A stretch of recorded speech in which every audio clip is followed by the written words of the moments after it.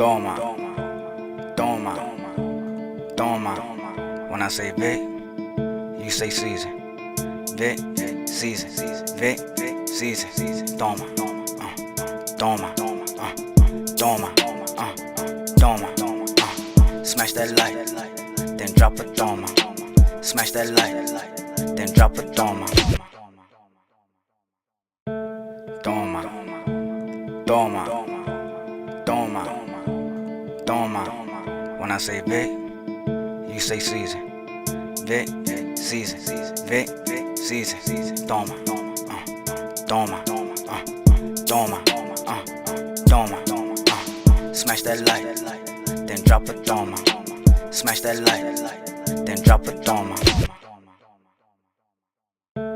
Toma, toma, toma, toma. When I say Vic, you say Caesar. Vic, Caesar, Vic, Caesar. Toma, toma, toma, toma. Smash that light, then drop a toma. Smash that light, then drop a toma. Toma, toma, toma, toma. When I say Vic, you say Caesar. Vic, Caesar, Vic, Caesar. Toma, toma, toma, toma. Smash that light, then drop a toma. Smash that light, then drop a toma. Toma, toma, toma, toma. When I say Vic, you say Caesar.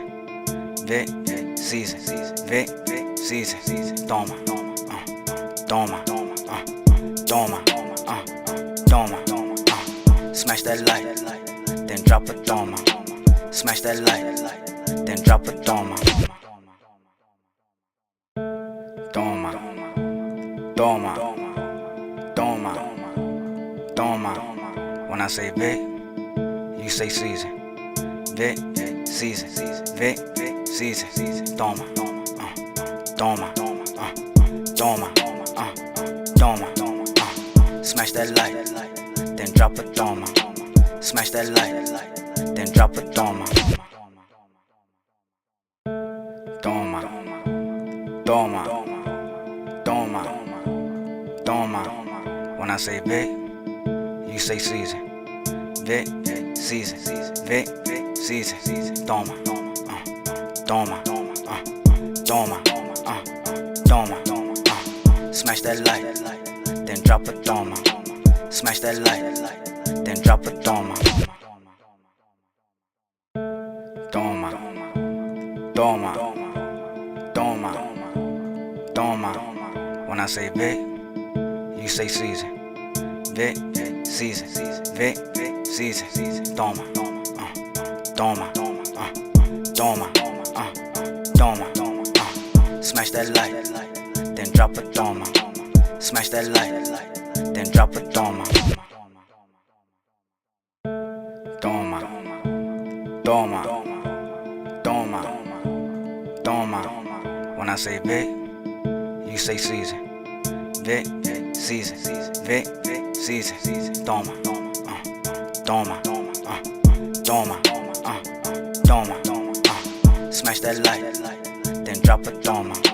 Smash that light, then drop a toma. Toma, toma, toma, toma. When I say Vic, you say Caesar. Vic, Caesar, Vic, Caesar. Toma, toma, toma, toma. Smash that light, then drop a toma. Smash that light, then drop a toma. Toma, toma, toma, toma. When I say Vic, you say Caesar. Vic, Caesar, Vic, Caesar. Toma, toma, toma, toma. Smash that light, then drop a toma. Smash that light, then drop a toma. Toma, toma, toma. When I say Vic, you say season. Vic, season. Vic, season. Toma, toma, toma, toma. Smash that light, then drop a toma. Smash that light, then drop a toma. Toma, toma, toma, toma. When I say Vic, you say season. Vic, season. Vic, season. Toma, toma, toma, toma. Smash that light, then drop a toma. Smash that light, then drop a toma.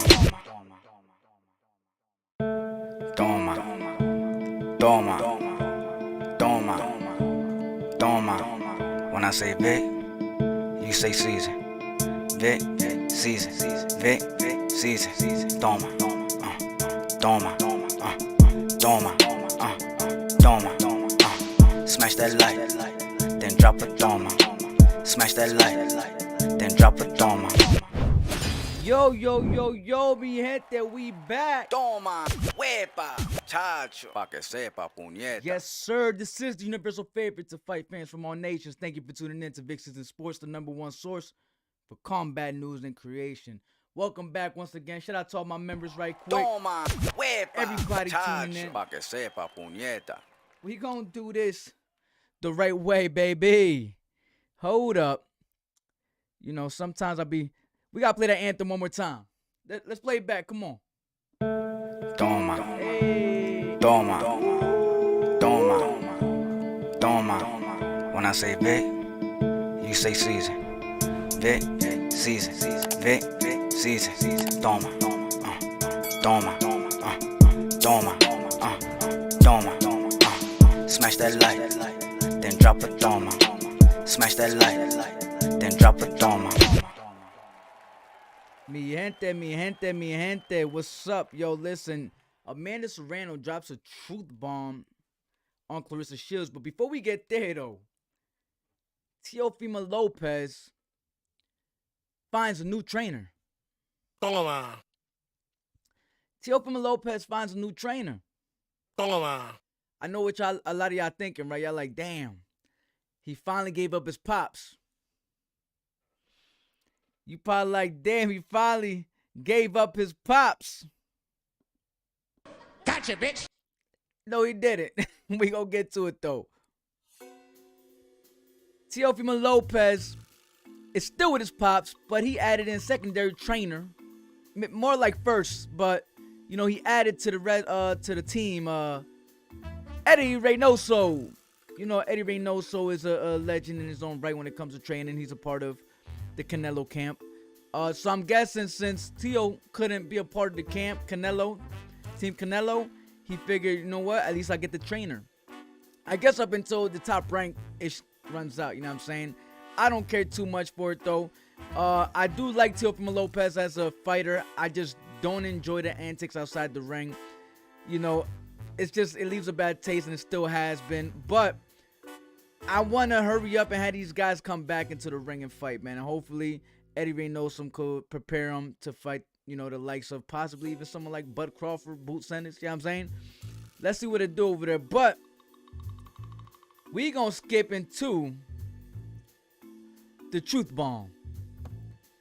And the truth bomb is with who else? Who else is with the truth bomb right now? We gonna find out. It has to do a lot with Claressa Shields, though. Check this out. Amanda ran a post. As we all know, when watching television, we change the channel when there's a program on we don't like. Got clarification that the entire Taylor vs. Serrano was watched by 60 million in the fight entry. Entirely, my bad. Thus making it the most watched female boxing match and female professional sport. Instead of hating on it all, other women should celebrate the amazing fight. And I want to touch up on that, man. This is very important. Remember what she said, because a lot of you guys have the same thing to say all the time, right? One of the main things y'all be saying is, yo, Amanda Serrano, they tuned in because of the Mike Tyson. They tuned in because of this, right?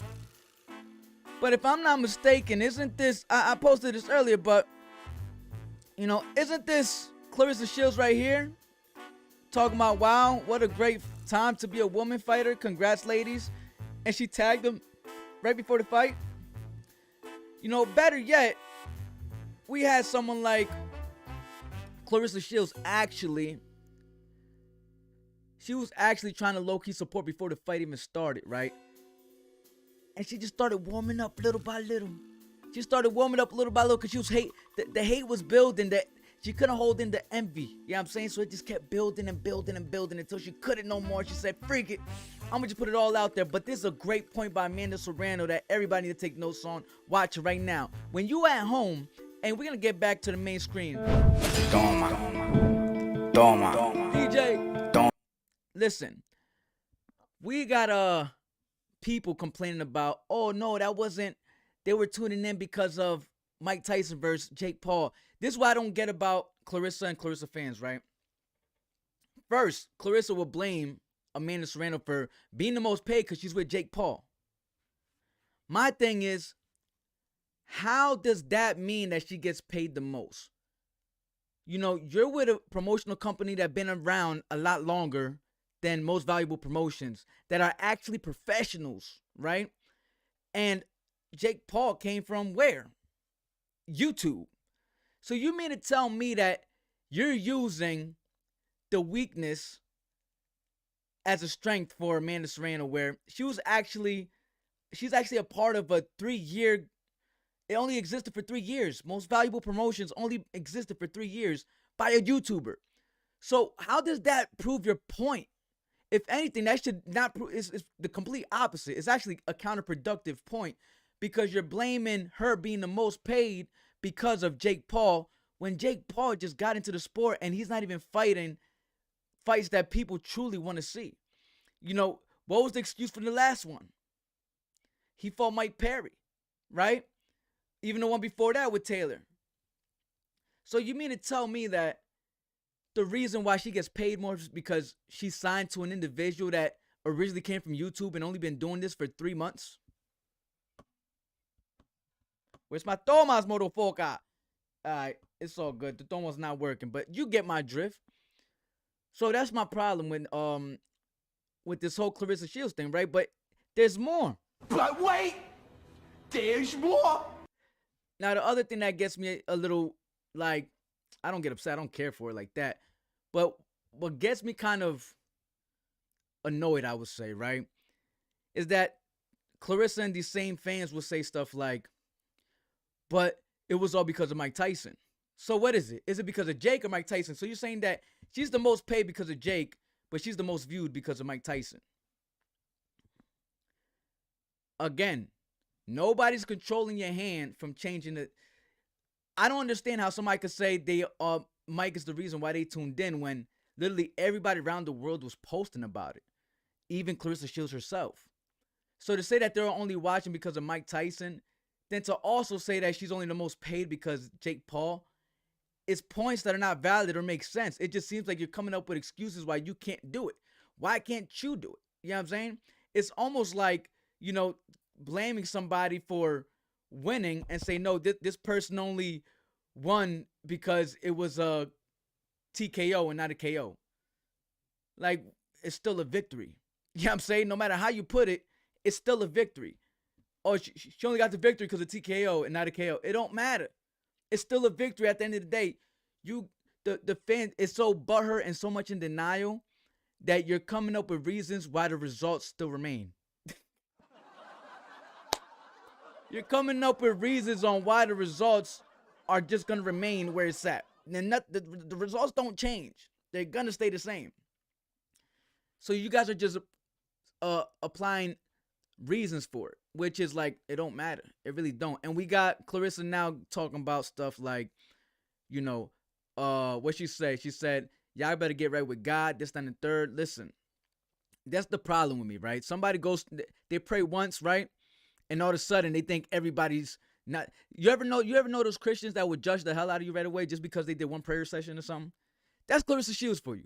She's the type to do mad bullshit, right? She'll go clubbing on the. This is stuff that she's publicizing, not me. You know what I'm saying? I don't put. She's posted. She's allowed to do whatever she wants. But my thing is, don't go preaching about God and how you in church when the whole entire week you was talking about looking for dudes and clubbing and drinking and trying to show your body, doing bend over poses. It don't make sense. You know what I'm saying? That's why it's hard for us to even look at you as a champion because you don't carry yourself like one. Damn, I know that itch had to just sizzle up and burn deep inside. But it's the truth, and a lot of people will blame it towards the wrong things. And it's like, we can't keep victimizing ourselves when these situations and then act like you never did none and now all of a sudden you're a church girl. At the end of the day, you know why it's like that and why people get like that when they talk all this junk and then they act like goody two-shoes? It's because they get fatigued and they understand that the results are not going to change. Here's a good point right here that I want to add into it. This is hilarious, right? And then I'll open up the chat to the public in a few. And we're going to check the poll as well. But this is my thing, right? How is it that, I just had a brain fart, man. But my thing was, with Claressa Shields. Anyways, it don't even matter. It is what it is. It'll pop back up. But let me see what's up. I think the poll had distracted me. But we got 98% to 4% yes to the no on the polls. And yes, is Claressa Shields jealous? Absolutely.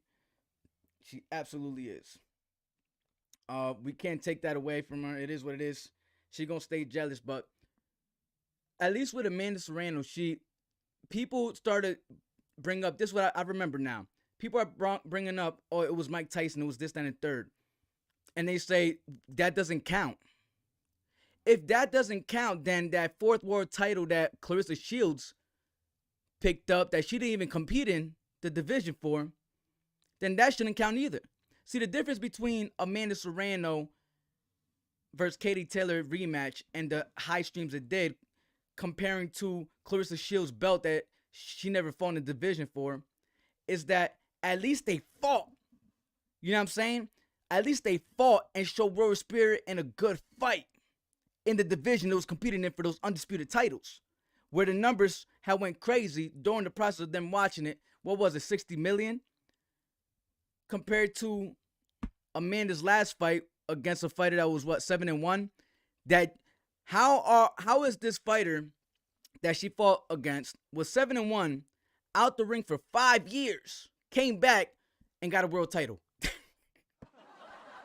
And then people tell me, oh, they bring up all these achievements. Bro, when you're able to get a world title after leaving the sport for 5 years and having a record like 7-1 and still be able to get a title, yeah, there's something not right. There's some boxing politics involved. And they ended up fighting for a belt in a division they wasn't even fighting in. So you're willing to say that counts. That extra belt they didn't fight in, the light heavyweight. You could say that counts. But you can't say that Amanda Serrano versus Katie Taylor rematch, highest stream ever, doesn't count. When you have every opportunity to change the channel. Do you see what I'm saying? You have every opportunity to change the channel. Turn the TV off. Watch something else. A lot of y'all that are talking, everybody knew that the co-main was going to steal the show. Majority of the people before the fight was saying, we're watching it because of the co-main. My Thomas is not working. I don't know why, but a lot of people were watching because of the co-mains. And then, my Thomas my ish. So I need that to low-key work. Let me see what's up. Where's that real quick? And then we're going to turn on the, Jones, is it in here? Yeah, man. But that's sick shit, bro. It's sick stuff. Y'all willing to accept the belt that Claressa has that she never fought in the division for. But you can't accept the high streams when these girls put their heart outs into that fight. I don't understand how that makes any sense. Now, I'm about to open up this live stream real quick. And I want you guys to comment down below, right? And I want to ask a quick question on that topic, right? And I want you to drop down below and say, I'm going to ask, I got to put this for the members only too, John, right here. But I'm going to ask, is Amanda Serrano, or y'all could just type below, is Claressa Shields butthurt? And y'all can let me know yes or no. Is Claressa Shields butthurt? And y'all can let me know yes or no. And I'm going to put subscribers. Y'all got to be in here at least for 1 minute if you're not subscribed. But is Claressa Shields butthurt? Yes or no? Comment down below. Let me know what you think. We're going to keep this going for about 15, 20 minutes before we slowly only focus on the members. Now, your comment is going to pop up automatically on the chat. I want to see what you guys got to say. Let me know what you think in the comments. Make sure to hit that like button ASAP. Look, we got yes already. Is Claressa Shields jealous? Comment down below. See? You know what I'm saying? Shout out to the chat familia. Is she jealous? Comment down below. Yes or no. I also want to bring up this comment that a Claressa Shields fan, and this how I know that Claressa Shields fans are casuals, right? Majority of them, about 99% of them. Every time I ask, right? Every time I ask, they'll try to debate with me, and they'll be like, and they only explain Claressa Shields' achievements and accolades, right? But they never bring up Amanda Serrano's. And I wonder why. I wonder why. Why don't you ever bring up, you only bring up the stuff that you know, and then you bring up the 2 gold medalists. Like, who was she competing against on that gold medalist type of time? On the Olympic type time? I bet you don't know. My point exactly. Because they don't count for the pros. The only reason why it's so good is a great achievement because, one, of course, you represent your country, right? That's what's up. But mainly it helps you for connections and promotionals and all that. You know what I'm saying? It helps you build connections with the promotion, with networks, all that. You build a lot of leverage and resources, right? So that way you can skip lines once you get into the pros, right? So she got into the pros, skipping lines in divisions that only had 50 fighters, 30 fighters, 25 fighters. So basically, in other words, you don't even got to be, like I said last time, if you're a heavy set woman and you want to sign up for boxing, even for the, catch weight, y'all know how many, in cruiserweight, y'all know how many fighters are in cruiserweight right now? Guess down below right now from 1 to 50. How many fighters are at cruiserweight right now? Guess down below.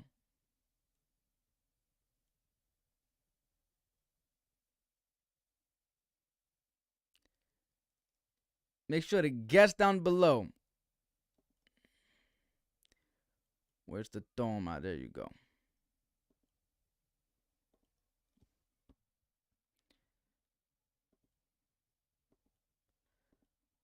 Toma. Toma. There you go. We got it back. All right. Shields needs a man. She won't be as bitter. Shout out to my guy Daniel Navarrete. She's looking for one. She's definitely looking for one. That's all she posts about is looking for a man. Shout out to my guy for the donation, yo. Make sure to check out our membership so that way you could start commenting when we do the members only joint. But hell yeah.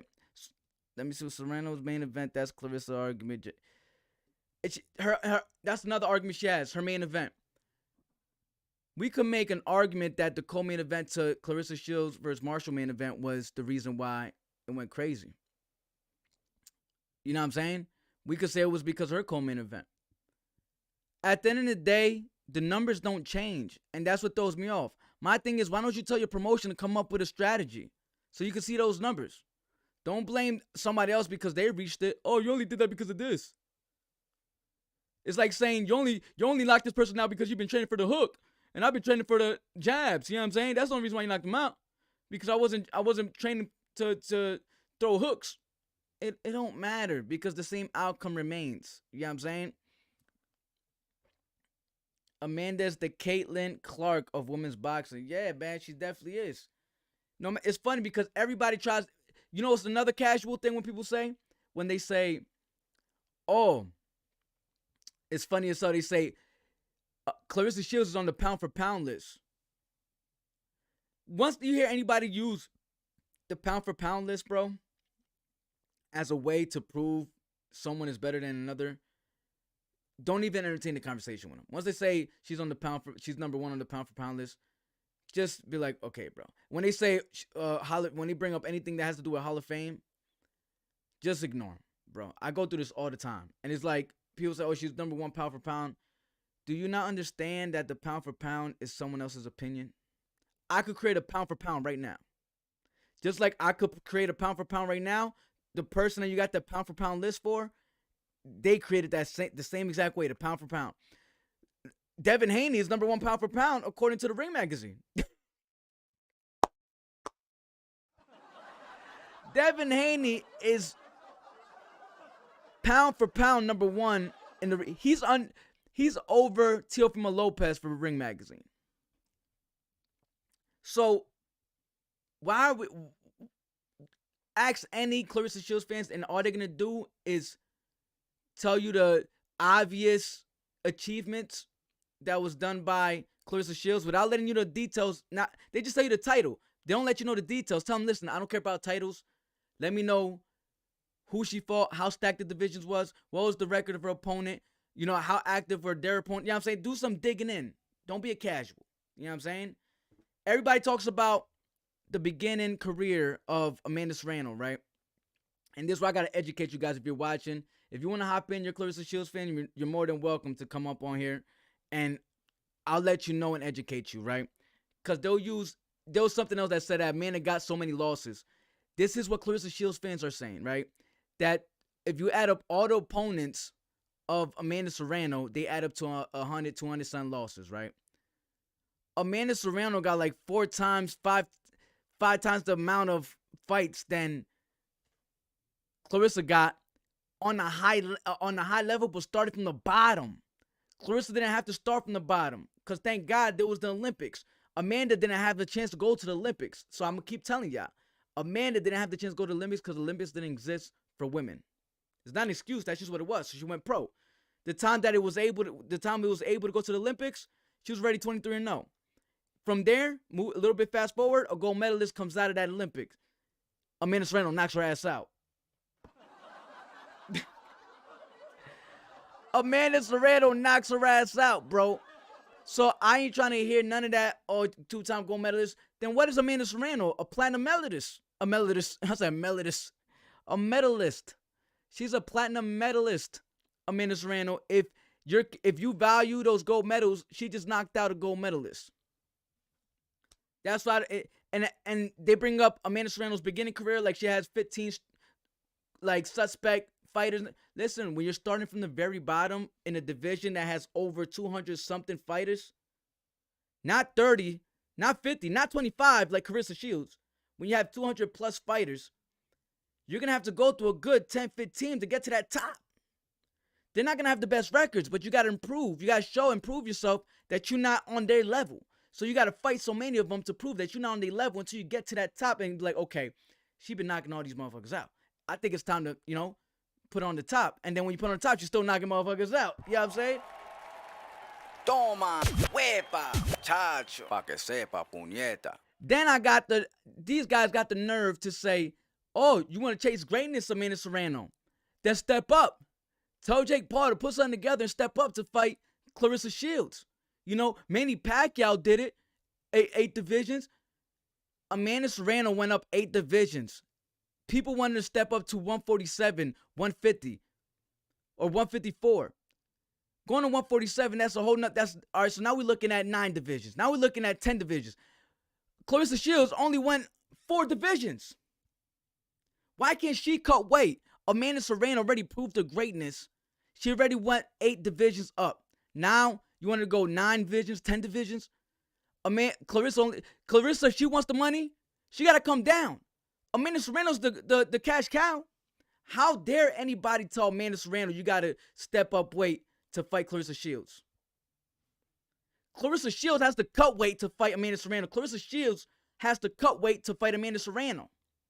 Why is she's so settled over there at the heavyweight? Because there's only like 25 fighters. You could be a heavyset woman, wake up this morning, and just be inspired to be a boxer, right? And as soon as you sign up in to be a boxer, you go pro, right? Boom. Automatically. As soon as you turn pro, automatically, right? You're in a title run. You're in a title run. You're already on the run for the title. You ain't got to worry about being ranked. You're already past ranking. You're good. You're top 25. You're on the urge to run for a title. You need to win maybe one more fight. You need to win one fight for a mandatory, and you straight. But to fight over there at 140,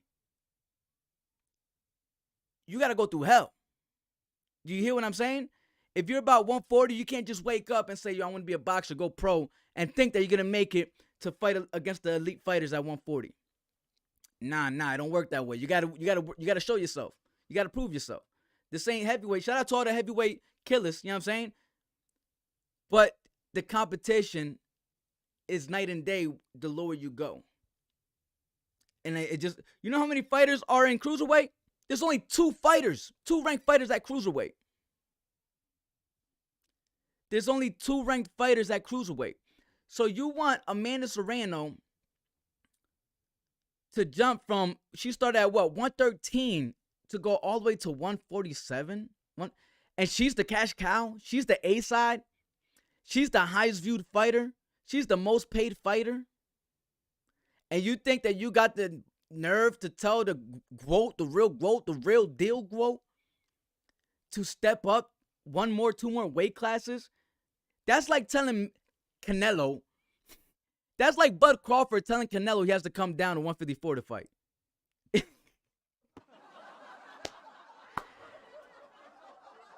That's like Bud Crawford telling Canelo you got to come to 154 and fight. When Canelo's the cash cow and the king of boxing for the men. And Amanda Serrano's the queen of boxing for the women. You don't do that. That's how you lose an opportunity. Show some respect before you fumble the bag.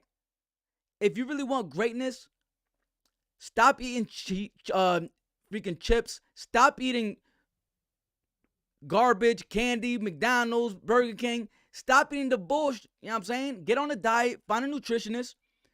Cut that weight. Because the bag relies on it. You know what I'm saying? It's about the family. You got to feed the family. Get that bag. But you got to work for it. Claressa, you're not just going to get that bag, expect the people to come up. No, go down. Go to 140. If you really want it, talk is cheap. Because Amanda got a lot of money. So how she do it? She done went up 8 divisions. Why she got to go 9-10? For what? 9-10 divisions for? When she's the cash cow and she's running the show. Highest, most viewed. Claressa Shields at 2. You know what's crazy? That the nerve of people to say she was the co-main event. So that means a co-main event hit 60 million. A co-main event hit 60 million. So the co-main event did better than your main event. And the main event, people keep forgetting, the main event was not even a real boxing match. Everybody, all of you guys said it before it even happened. This is an exhibition. This is going to be fixed. This is that. Nobody cared about that main event as much as y'all acting like y'all did right now. Because everybody's making fun of it. Oh, this is a circus. The co-main is going to be where it's at. Real quick, let me acknowledge my guy real quick. Shields calls herself the GWOAT, and the public is calling Serrano the GWOAT. Another reason she's hating. That's a fact. Shout out to my guy Daniel Novarte. Toma, huepa, chacho, pa que sepa, puñeta. And you already know how we do on this channel. When you donate over $5, you get automatic priority replies for the whole rest of the stream. You also get your shout out. So shout out to you, Daniel Novarte. And last but not least, we always got to play the anthem for you. You already know what's up. Make sure to drop a toma for your boy Daniel. Let's go. Toma, toma, toma, toma. When I say Vic, you say season. Vic, season. Vic, season. Toma, toma, toma, toma. Smash that like, then drop a toma. Smash that like, then drop a toma. Toma, huepa, chacho, pa que sepa, puñeta. Drop a thumb up for your boy Daniel. Appreciate your donation. And yeah, man, she hate for a lot of reasons, right? She's hating for a lot of reasons. I don't get into the personal reasons because a lot of people like to say like mean stuff. You know what I'm saying? I try to keep it boxing, right? A lot of people saying mean ass shit, right? And I don't like to dig that deep because not for nothing, I would still love to interview all these people that I talk crazy shit about. But I don't talk crap as far as like, I don't find it disrespectful in my opinion because I'm speaking my mind and I'm keeping it boxing. Back then, you could talk crazy and still do an interview with somebody. And y'all just scrape, y'all could shake hands after. Like, listen, man, I just want to get a better understanding from your end. But I'll give you the platform on my job so you could let me know and defend yourself. You know what I'm saying? But if I don't know, if there's no clarification, guess what? I'm going to report the news and share my thoughts. I'm sorry. People just find my thoughts powerful. You know what I'm saying? It's not my fault. They just find it powerful. That's shit. So, if you want that to change, shout out to my guy Yande one time, Allende. Toma. But if you want that to change, then, you know what I'm saying? Let's do an interview and we'll be respectful. If y'all see my, I know y'all seen La Roca interview. You know what I'm saying? Yo, that's my first joint. We went crazy on that. I ain't gonna hold you. We went crazy on that joint. So, yeah, man. Allende, Familia, yeah. New member. Oh, so you had to go back and do your members joints again? My God. Toma, huepa. Get that cartel Pa' que joint. sepa, puñeta. Updated, got that cartel joint, bro.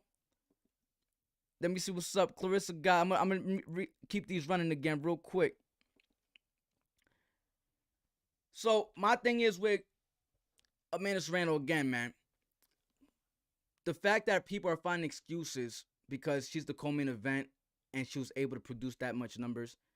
And then they try to blame it on, it was because of Mike. Then they try to blame the most paid because of this. So that means, just put it this way. So you're giving us the reason on why it went crazy, right? You have to make sure you apply that reason for her too on that $2 million that she got for the viewership. It goes the same way. It plays the same way. So the same way you're saying, oh, it's because of this guy, MVP Promotions. Well, guess what? It's because of what? Salida. That's what her promotion is. The reason why she got hers, the reason why she was able to even get, think about this, 15 fights. You telling me her promotional company isn't one of the best promotional companies right now, Salida Promotions? You mean to tell me that Salida Promotions isn't one of the best promotions right now to be able to get Claressa Shields to 3-time undisputed in only 14 fights? Toma. So just how you could say that about Amanda Serrano, we could say, listen, the only reason she became undisputed 3 times in 14 fights is because she has a crazy promotional company that's able to pull those type of strings. They were smart. They understood. They got to go medalist. Cool. We're going to skip some lines. In addition to that, how about we go to welterweight? Let's go to middleweight. Let's go to heavyweight. Let's go to divisions that don't got over 50 fighters. And we could be able to lock in some undisputed titles. Toma. So the same way y'all blaming the status of Amanda Serrano's money and viewership, you could always apply back to Claressa Shields. But the only thing is, there's a much bigger gap between the two, right? So now people can't believe it. Like, oh shit, this co-main event did. So you telling me that you're mad because she got the highest view, right? The highest viewed women's fighting in history, right? And you're blaming it on the main event that we already considered a circus? Their excuse. Shout out to Ramiro Zapata, my guy. Toma. Toma, huepa, chacho. Pa' que sepa, puñeta. So my thing is, you guys are really blaming it on the main event that you called a circus for the reason why Katie Taylor versus Amanda Serrano were the highest viewed in history. Knowing that before the fight, everybody already said that that's the main event for us. That's the people's main event. When before the fight, people said they're tuning in just to see the Amanda Serrano versus Katie Taylor rematch. Yeah, act like this wasn't explosive the first time and Mike wasn't even in it. The only difference here is that there's business strategy involved. And in addition to the business strategy, we had a phenomenal fight and a warrior in Amanda Serrano to be able to fight through a fucking wound. Because I guarantee you the ratings kept picking up as they was fighting. So if that fight, think about this. If that fight would have got cut short after that cut on Amanda Serrano's head, it probably would have just got over from there. But no. She continued fighting like a warrior. And it was It wasn't a close fight in my opinion. Amanda won by a landslide, but it was a good fight. Remember, good fights don't have to be close fights. I just want to let you know that. Good fights don't have to be close fights, right? And same vice versa. Close fights don't have to be good fights. You know what I mean? It's almost like Majimov versus Bud Crawford. I mean, that was a close fight, but was it a good fight? I don't think so. You know what I mean? So we need to have people, like, open up your mind and stop being kind of, like, dumb, because the bias is interfering with your opinion, and it's your biased ways is interfering, not even fair, it's exposing you. You know what I'm saying? Your biased ways is exposing you to not understanding the sport of boxing and being genuine about your take. To have the nerve, for anybody to have the nerve to have Amanda Serrano think that she's going to step up to fight Claressa Shields is absurd. Claressa Shields is not producing those numbers. We're talking about 60. Amanda Serrano, 30, she just 30'd Claressa Shields. She 30'd Claressa Shields. She 30'd her. Meaning she did 30 times her numbers. I wholeheartedly believe even without Jake Paul, she would have still at least 20 times her number. You know what I'm saying? At least 10 times her, she would at least did that 2 million that Claressa did 10 times with that Katie Taylor fight. At least if it wasn't for that. But the reality is, and what's going to stick forever in the history books, is that her fight was the most viewed fight. And when people go back and look at it, check this out. When people go back and look at that fight and they see Katie Taylor versus Amanda Serrano, and I'm like, why was this the most viewed fight? Ain't nobody gonna say it was because of Mike Tyson, 58-year-old Mike Tyson versus a YouTuber, Jake Paul. In 100 years from now, when they look back at the fights and they say, oh, this is the most highest viewed fight, it still haven't been broken. This record still haven't been broken. And they look at the fight between Katie Taylor and Amanda Serrano, they're gonna look at it and say, oh shit, no wonder. Damn, look at that cut. She's still fighting through. Oh my God, stop it. That's gruesome. Oh, damn. Woo. You know what I'm saying? 12 round. Boom, it's over. Amanda won. No, she lost. That's fucking nuts. Yo. But it's so much drama in that when people look at that 100 years, they know that there's value behind why. That's the most viewed female fight in history of female boxing. That's it. Nobody's going to look back at that fight and say, oh, now it's because of 58-year-old Mike Tyson versus a YouTuber. Now let's compare it to Claressa Shields' world title that she got that she didn't even fight in the division for. When they look back at her fight, her recent fight, when they look back at that fight, how she earned her first heavyweight title, right? They're gonna also notice a light heavyweight title. And if they're not casuals, they're gonna put two and two together and say, okay, why was the light heavyweight title on the line? People could look at this 1,000 years from now, and they're going to look at that, and they're going to say, why was that title on the line if they didn't fight for it? That's confusing. Then they're going to notice her opponent. How is this lady a champion? She's 7-1, and she came back from a 5-year layoff. How did she become a champion after coming back from a 5-year layoff? Oh, they only got 25 fighters in that division? You see what I'm saying? When you dig in deep to Amanda versus Katie, you can't. It's too legendary.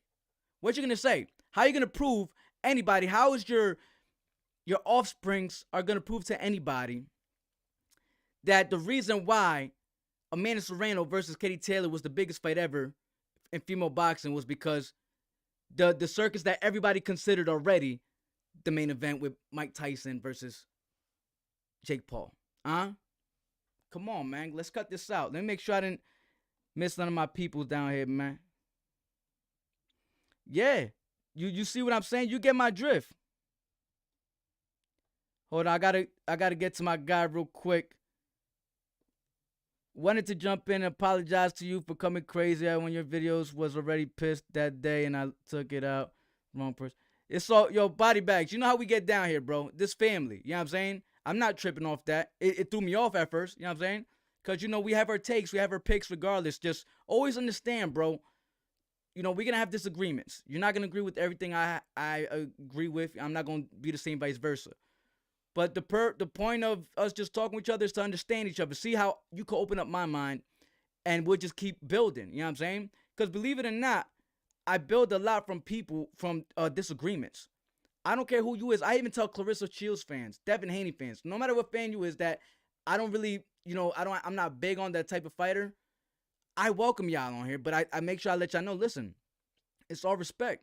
I'm supposed to get somebody else. They're supposed to hit me up to run this debate, and they kind of disappeared on me. 2 people disappeared on me. I probably got like 50, rejected debates, but we had somebody supposed to come in, and it was about the Jake Paul situation. But like I said, this whole Jake Paul situation, man, for you guys that don't understand my take on that, I'm only providing you the numbers, the reports, right? And I just want to open up your mind to what's coming, because, and I just want to touch up on this real quick, because a lot of people will say, Canelo Alvarez, shout out to Canelo Alvarez. Canelo Alvarez, make no mistake, Canelo Alvarez is the king of boxing right now. Shout out to Canelo Alvarez. And, we can't argue that, because when it comes to the full package, when it comes to the money, when it comes to the skill, when it comes to the longevity, when it comes to the legacy, when it comes to the opponents in the beginning stage of his career, when it comes to, the overall, as of right now, currently, the person that has that full package is Canelo Alvarez. That's just me being 100. But when we just talk about numbers in general, right? And I had to bring this up last time. Jake Paul has a professional record. You know what I'm saying? He's like 12 fights in. It's not because I'm saying like I'm talking out of my feelings. I'm just reporting what's documented. And that's what I need you to understand, because I'm showing you I want to show you the documentation to prepare you for what's coming, because we got a fighter, right? Remember the cash cow. What's the cash cow? I'm going to pull up what the cash cow thing is while we're on this topic real quick. You know what I mean? Vic, I see you grinding this hard work, being a consistent creator. Yeah, you don't even know, bro. It'd be hard work. I low-key even want to hop on today, but then I was like, no, I got it. Hey, this is it.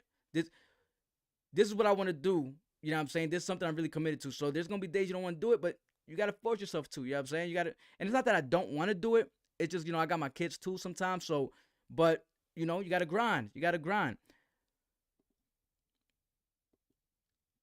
Love people and love you boxing, but this is really sour grapes at this point. What's that? Bro, you see, this is what I'm talking about, Mule. We wasn't even talking about Katie Taylor verse thing. You're bugging. We wasn't even talking about that. I think you feel a little dumb now. Shout out to you, but we wasn't even talking about that. And I'm done with that. I already got so many videos debunking that. You know what I'm saying? As far as the announcement, Katie won. Yeah, the judges got Katie winning. On documentation, like a perfect example when it comes to Jake Paul. On documentation, I can't change that. But outside of documentation, we know who really won that fight. Just like with Jake Paul, on documentation, he's that cash cow. You know what I'm saying? But when we take the documentation away, real fans will be like, no, Canelo's the real cash cow because of just who he is. You know what I'm saying? The star power he got is. But when we look at documentation and numbers and how they're going, I understand that Canelo could get it done more naturally. He could generate those type of numbers more naturally. Where, Jake Paul, he has a good genius game plan behind it to make sure that he beats whatever numbers he wants to beat. But I want to show you guys and Mule, just cut it out, bro. You're the only one that's stuck on that. I was past that already. This live wasn't even about that. I might have mentioned it, but this live's not even about that. All right. What's cracking, Vic? You already know what's up, Pop. Hold on, man. Let me see where my members is at. Just want to make sure I don't miss nobody.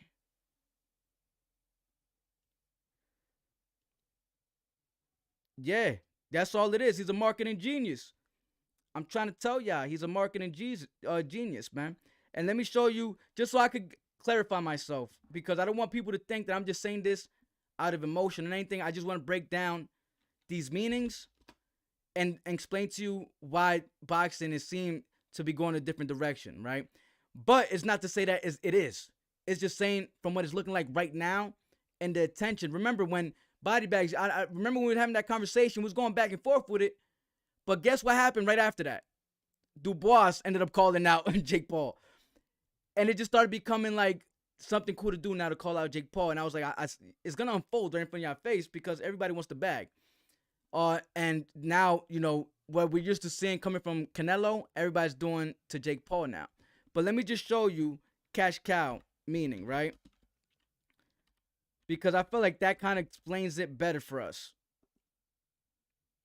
And let me see. A business investment or product that provides a steady income or profit. That's how they consider cash cow. Now we're gonna look at someone. This is the slang version. Someone or something that makes a lot of money for business, organization, etc. You know, and it also mentions doing minimal, right? Doing minimal. That's why someone like okay, we gotta donate to my guy. I'm gonna get right to you. That's why when I tell y'all Jake Paul, the reason why Canelo is the cash cow in our eyes because he does the minimum. He does the minimum. All you gotta do is put Canelo on the card. Whoever he fights, it's gonna go crazy. Like Edgar Berlanga don't really got that superstar status, but after that night he does. You know what I'm saying? Because he fought Canelo. That's why Canelo's the cash cow as we see him, because he does the minimum, right? But remember, it's not so much to the minimum if we look at the span of his whole career. He didn't just get there overnight. It wasn't so. It just felt like overnight once he got there. But he still had a whole career before getting there, right? When we look at Jake Paul, it's 3 years. That's what I'm saying. So when we look at the cash cow now, and he's still able to generate double the amount at the same arena where Canelo broke this record, that says something, right? That's like, okay, this guy did it for 3 years, very minimal, right? He's breaking, he did double the numbers. I get it. I get the whole scheme behind it. I'm not saying I don't agree with the Mike Tyson thing. It was because of Mike. I get it. Just know that now those opportunities opened after that fight for more other fighters. You know what I'm saying? Undisputed fighters. All that to make it even much bigger for the next one, right? So just understand that he's not a legacy fighter. Every fight that has to do with Jake Paul, most likely he's not going to be the star of that main event. That's what I'm trying to explain to y'all. So I'm not arguing that. I'm not saying that he has the star power to sell like Canelo, but when it comes to just cash cow, that marketing, that promoting, that he puts it together. You know, like Netflix. When he put together Netflix, guess what happened? A lot of people were saying, "Oh, it's because of Netflix." I know. Just like when this guy breaks the record, Canelo, for most pay-per-views, we can't just be like, "Oh, that's because of pay-per-views." You're just telling me the reason. You know what I'm saying? All Canelo got to do now is maybe learn from this and be like, okay, you know what? Let's see what's up with Hulu. You know what I'm saying? Let's see what's up with Peacock. Let's see what deal we could close up. And I think he could beat those numbers. You know what I'm saying? Canelo Alvarez, if he does those certain type of strategies, because it's a cheat code on the low. You know what I mean? And we have somebody like Jake Paul that was able to hop onto that cheat code first. And now I think moving forward, we could expect more coming out of Netflix. That's what I'm hoping for. That's the good news for me. That's why I love it. Because we could cover the fights on Netflix. You know what I'm saying? My guy Daniel said, on documentation, Canelo was the best 168 when Benavidez was in the weight class. Yeah, I mean, Canelo would been the best for a minute, bro, at 168. I do want to see that fight. Like I said, I stay critical with the fighters. I stay like Teofimo Lopez. I'm critical about him because he does way too much, but I love him as a fighter, right? But like I said, the way he's carrying himself right now is not the reason why I fell in love with his fighting style. You know what I'm saying? I didn't like the whole ranting, talking about Puerto Rico, talking about black people, talking about, I already got 2 white boys. All that, I feel like I get it. It's boxing, right? But imagine a fan coming from Puerto Rico, how you expect them to feel. If you're Mexican, I say, man, forget all the Mexicans. You know what I'm saying?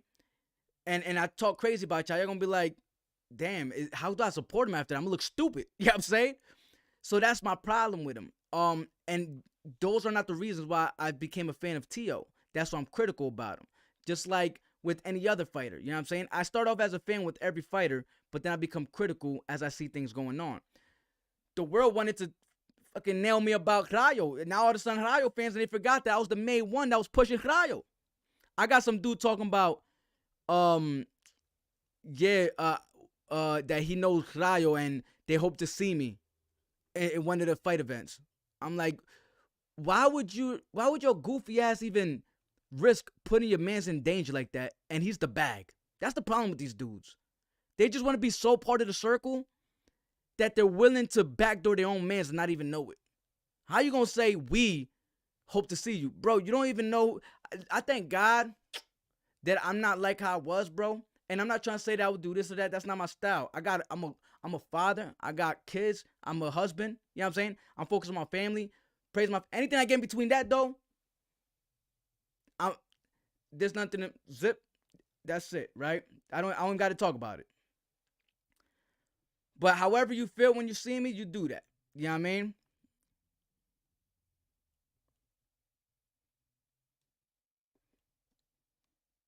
Toma, shout out to the... And yo, where my Warriors at real quick? Warrior, come on to play. You know what I'm saying?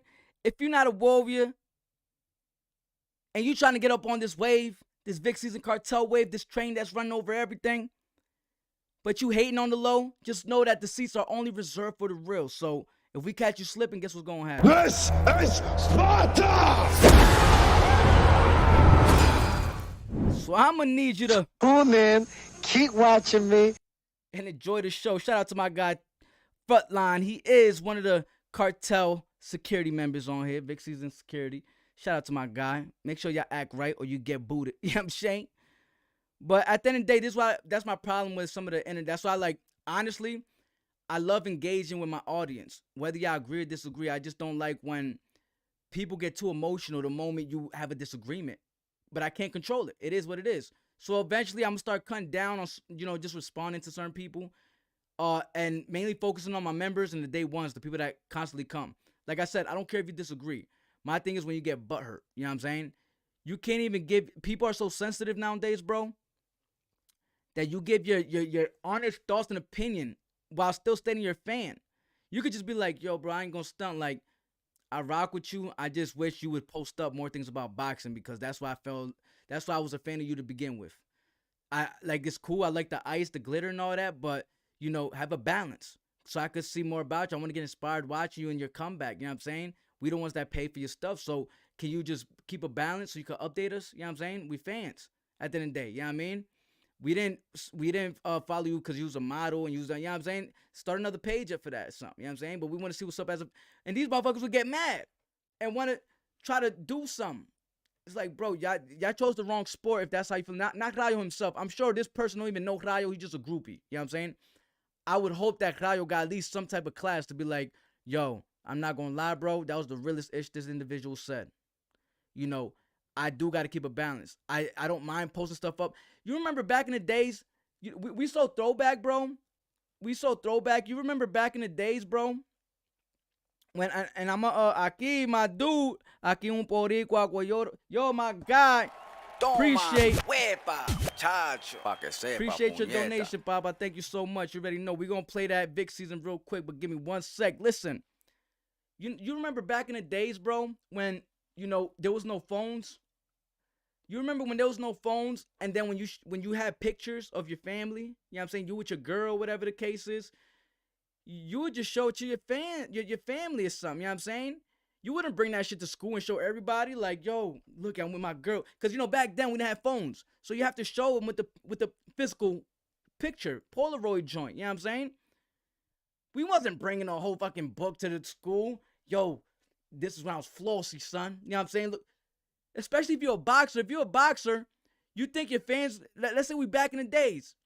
If you're a boxer, are you going to bring a picture book of you iced out, you flossing, looking like a model and all that to a meet and greet? No, motherfuckers don't care about that. I would hope that you bring some posters with you boxing, some pictures with you boxing. You know what I'm saying? Something to sign on that. I'm not here to see you. I don't want to see clips of you you drinking and showing your ice out and, I get it. You want to floss. I get it. But as fans, you think we want to go to a meet and greet? We want to see videos of you doing the walkway? You think as fans, we want to see you doing the video of the walkway when we go to a meet and greet? And on the TV, it's going to show you doing the walkway, showing your ice. And the pictures on here is you as a model and shit. Like, We don't want to see that. We want to see highlights of you knocking motherfuckers out. We want to see posters signed on the spot so I know it's real and take it with me so I can put on the wall. But nobody's listening. You guys are, a lot of these fans and fighters get too emotional. They don't want to listen to the fans. And if you just listen to the diehard fans, your career will change. You know what I'm saying? Your career will go a different direction. These are the fans that want to see you come back strong. You got to embed that in their head. If you want to be the greatest, embed it in the public's head. Manifest it. You could do whatever you want behind the scenes. That's none of my business. People get it misconstrued. Like if I'm trying to say, oh, they can't have fun. They grown. They can't have fun. I don't care what they're boxers. They can't do. No, do whatever you want. But my thing is, why is that taking a highlight of what you're publicizing? Those pictures, like I said, back in the day, those are just pictures you show to your family. You know what I'm saying? Look, this is us back in the day. You save it for memories, those pictures. That's how we used to get down in our era. When we take Polaroid pictures and shit, we used to, we'll wait in the future just to go back at it like, yo, remember this, babe? We wasn't out here showing everybody, look at y'all. This is us at the casino over here, and this is us at the 5-star restaurant over here, y'all. Look. No. That stuff you say for your own memories, for your family. Not for us. We don't give a shit about that. We care about the fight posters. We care about the fight highlights. Y'all don't hear me, though. I don't think they get it, y'all. What I miss here, man? Shout out to my guy. We got to play that real quick. You already know. Toma. Toma. Toma. Toma. When I say Vic, you say Caesar. Vic. Drop a toma for your boy El Body. Toma. Toma. Toma. Let's go. Smash that light, then drop a toma. Smash that light, then drop a toma. Toma, huepa, chacho, pa que sepa, puñeta. Shout out to my guy El Body for your donation. Thank you so much, bro. That helps a lot. Anything helps, actually, so we truly appreciate it. Thank you so much. But now that you have paid at least $5 in donation, you have priority reply for the rest of this live stream. Make sure to check out our memberships because we do have the cartel membership that you get priority replies for as long as you have the membership. And it's not even just for one live stream, it's for every live stream priority reply, including a shout out and everything that comes with the Familia package. And it's the best part about it is about half of this price right here, $5 is $2.99. So check that out. Be a part of Vic Caesar Cartel. Let's go, baby. I appreciate you once again, my God. What else we got up in here? Toma. I see the Tomas. Appreciate y'all, man. Okay. All right. So here's my guy right here. Lost GPS. Shout out to you. Listen, we're going to keep this, we're going to do this, how would I say? Cordial. You know what I'm saying? I'm going to read your comments. We keep it respectful, man. We keep it respectful. What are you talking about? What was your argument? Because you bring up all of her accolades right now. 8 fights with 1 loss compared to 30 fights with 26 losses. It's 7 fights with 1 loss when she fought her, first of all. She was out for 5 years. You know what I'm saying? And you're talking about 30 fights. This is what I'm talking about. Here, I'm going to break it down to you because I understand that the only way to fully educate somebody is to try to talk to them nicely with respect, and hopefully that they don't allow any type of, miscommunication to block them from the message. So 8 fights with 1 loss, right? Compared to 30 fights with 26 losses. I'm not sure what was your point with that. But if you're trying to downgrade the losses that Amanda Serrano has, where obviously I don't know what you're trying to say here. Maybe that wasn't for me. I'm sure you're talking to somebody else. But I need you to understand, Amanda Serrano had got it from the dirt. Amanda Serrano got it from the mud, right? So when this is where I know there's a casual talking, because you only know about casuals are fans that only know about the fighter that they favor. So they'll just throw out their credentials, their achievements, without mentioning the other ones that they're comparing it to. In addition to that, they don't understand the difference between actual boxing knowledge and education and they get blinded with the politics. Casual fans know boxing politics. Boxing politics is what's thrown at your face by the promoters, the sanctioning bodies. You know what I'm saying? That's their job, the marketing. That's the job. Casuals are the ones that fall for that. You know what I'm saying? That's like why the reason the Jake Paul versus Mike Tyson went crazy. And it's a lot of it's because your casual fan, you know, they don't dig deep into the details, you know. A lot of fans don't understand that Mike Tyson is old, you know. The anatomy is different at that age. My point is that you have to understand boxing to fully value or understand the value of both fighters. You know what I'm saying? You can't just say, oh, Amanda got a whole bunch of nobodies on a record in the beginning of her career. Because you're talking about an individual that went into boxing starting from the bottom with divisions that got over 200 fighters. Claressa Shields came into it, and as soon as she came in, she's ready going for title runs. Because when she first came in, there's like 50 fighters in the welterweight. Then you go to middleweight, 30 fighters. Then you go to heavyweight, 25 fighters. If you go right now, they probably added a few more fighters. But if you even go right now at cruiserweight, they got only 2 ranked fighters. So in other words, you could sign up to be a fighter, right? And you're automatically top 3 in cruiserweight. So don't be surprised where Claressa Shields is going to be going next. I'm pretty damn sure Claressa Shields is going to do her best to try to become undisputed at cruiserweight because there's only 2 ranked fighters there. I don't know how you do it, but they're going to make sure, boxing politics are going to make sure that it gets done. Why? Because that's how they did it the last fight. Claressa Shields has 4 world titles she's a 4-division world champion. And one of those divisions, she didn't even compete in. So obviously, she don't have that like when she came into it, she started off the rip at a division that was, forget even the Olympics at this point. Because, yeah, that Olympics help you with your resources, your promotion, all this, right? But fuck that. If you just come into a heavyweight, you're already going to build a name for yourself. You're going to get the achievements. Easy. When you compare a division that has 25 fighters to a division that got 200 plus, the achievement's going to be a lot harder at the 201. I'm trying to tell y'all. But y'all don't think about that. We got Amanda Serrano fighting in divisions with 200 plus fighters, going 8 divisions. She collected 7 world titles, but she went up 8 divisions. Y'all got to understand.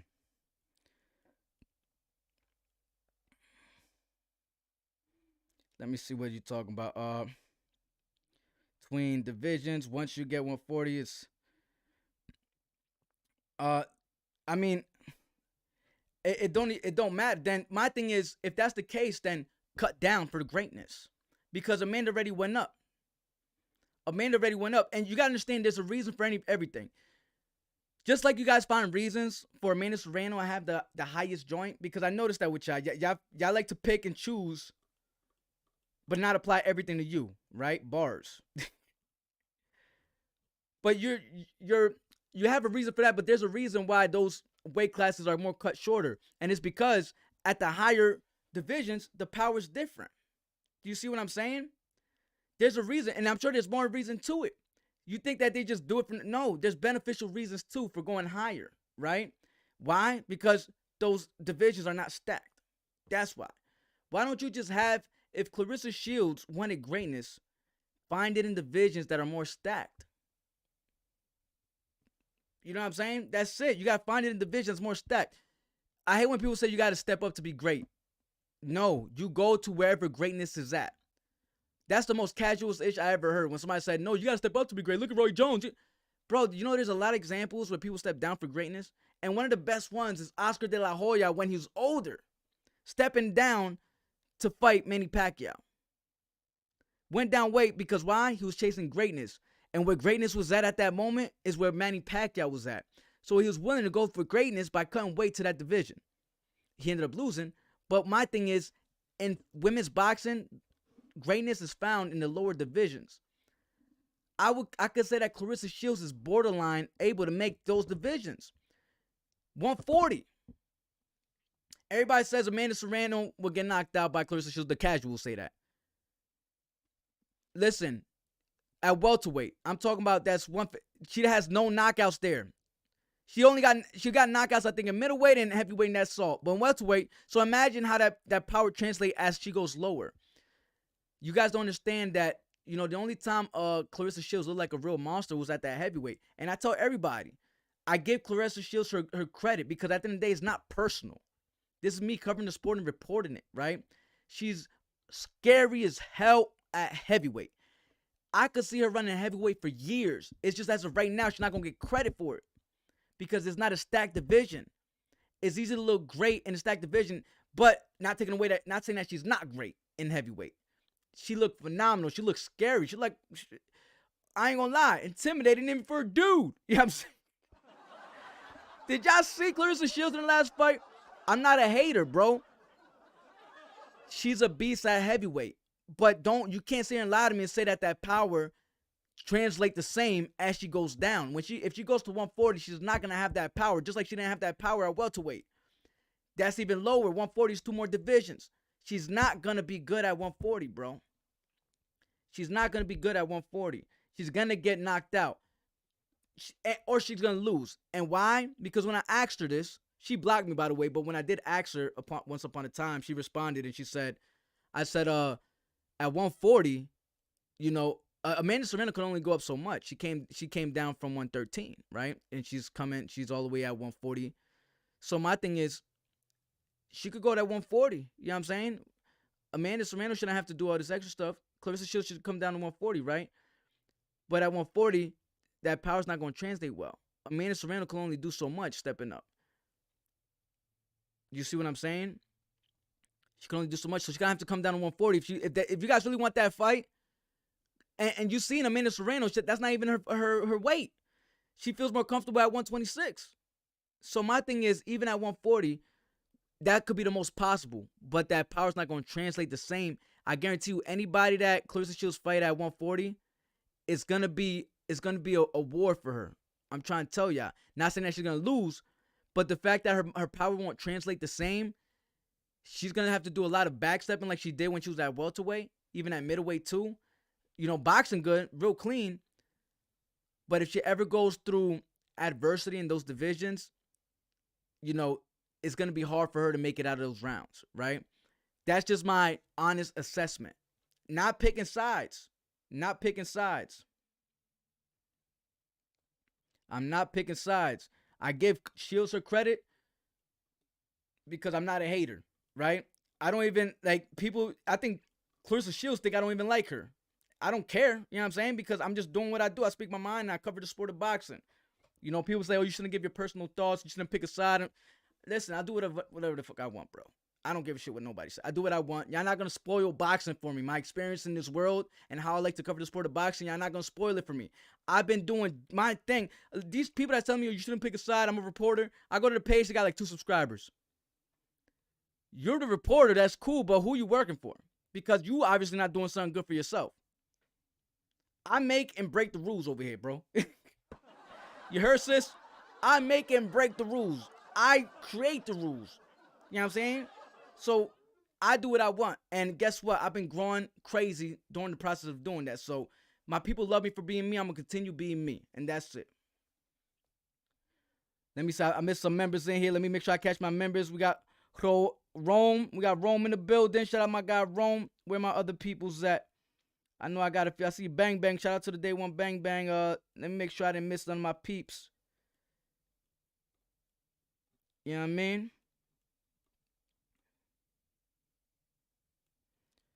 All right, I think we straight, man. We're still in the house, baby. Yeah, man. Listen, like I said, Claressa Shields, I'm not a hater of her at all. I think she does have, but every time somebody asks me, right, why is, and I'm answering you guys right now the question that you guys want to ask me for Claressa fans. And the question is, why is Amanda Serrano greater than Claressa Shields? I can answer that with 2 words. Maintained greatness. Toma. 2 words. That's all I need to answer that question. I could break it down. But that's all I need. I think that's pretty self-explanatory. That's not to take away from the greatness of Claressa Shields, but to be the greatest, it has to be maintained. She's only 15 fights in, and her last fight wasn't nothing to brag about. Now her performance was great, but when I'm saying the politics that came behind her last fight, it's nothing to be proud about. There's nothing legendary about that. There's nothing great about that. You know what I'm saying? The sound of it, going up to heavyweight to win another title, that's boxing politics, right? Oh, she just won a world championship title at heavyweight. Boxing politics, because that could be great, but when you dig in deeper and you realize what's really taking place and the politics that's going on in there, you're gonna be like, oh, okay, it wasn't as crazy as we thought it was, right? We can't say that about Katie Taylor versus Amanda Serrano. You know what I'm saying? But when we look at her last fight, Claressa Shields, she fought somebody that was 7-1. That took 5 years off of the sport and somehow was able to get a world title after that. How you take 5 years out of the sport to come back and get a world title? It's hard for men to do that. Garcia, I think, who was out for 2 years, came back for a world title, but he has a crazy resume compared to that girl Claressa fought. So my thing is two-word answer: maintain the greatness. Let's see where Claressa Shields is at, in about 20 fights. I know she's great now. It's easy to be great now according to the details of her resume when you dig in deep. She didn't have to go through the mud, right? She was straight at the top at these small divisions. Straight to the top when you're at these small divisions. So let's see how she can maintain that greatness. Because Amanda was able to maintain it. As much as y'all want to say this, that, and the third about Amanda Serrano, she lost. She had a whole lot of fights. So you mean to tell me if you're going to court because she lost and Claressa didn't when she only has 14 fights in or 15 fights in right now, that's like saying Keyshawn Davis has a better career than Muhammad Ali. Because Muhammad Ali got some losses, but Muhammad Ali been around maintaining the greatness for a minute. Keyshawn Davis, and I know they're two different divisions, I'm just keeping an example. Keyshawn Davis, he's undefeated, but he's great, but you can't compare. That's like saying, here's another example. That's like comparing Derrick Rose's rookie year to Kobe Bryant's whole career. Do you see what I'm saying? The analogy is Claressa Shields being Derrick Rose. Kobe Bryant, Amanda Serrano being Kobe Bryant. Yeah, Claressa Shields, that rookie of the year type of time. You know what I'm saying? Great first year. One of the best rookie of the years ever was from Derrick Rose, right? But we can't compare that to Kobe Bryant's whole career. Do you see what I'm saying? Amanda Serrano has a whole, and guess what? Amanda Serrano lost some during the process. Kobe Bryant lost some during the process. You know what I'm saying? While Derrick Rose was looking phenomenal his rookie year. And maybe Kobe Bryant was losing during that process. But guess what? When you collide the rookie year to the whole career, it doesn't add up. And for all we know, the rest of Claressa Shields' career could end up just like Derrick Rose's career, where it was a great career, but we never mentioned Derrick Rose as one of the greatest to ever live. Toma, huepa, chacho, pa que sepa, puñeta. Come on. We got to cut this out. Let's wait. Because 20 fights from now, Claressa might have 5 more losses on her record. And then this is not even a topic. And then people start waking up and say, oh, now we get it. Now I get it. Everything when it comes to big season sports, bro, I'm trying to tell y'all, you can ask the chat familia right now. Go ahead and ask the chat familia. I go against the grain with my takes because I go according to where I believe the sport is truly going, right? And every time I do that, I get mad-ish from people that I was even cool with. People I was even cool with. But then they come back because the time unfolds. And I'll be like, I seen it coming. That's why I did it. But my feelings I separate from because I feel like how a lot of y'all feel. If I was just a casual of boxing, I'll sit here and say, yo, Claressa Shields is way better than Amanda Serrano. 2 division undisputed. 3-time undisputed. 2 gold medalists back to back. You know, when you look at that, it looks crazy. But you don't. everybody that's looking up Claressa Shields' resume, they're not looking up Amanda Serrano. And then when you look at it, you're like, damn. Amanda Serrano, when you introduce Amanda Serrano, just introduce her like this. Don't even name all her record breakers. You know what I'm saying? All you gotta do is say, Amanda Serrano.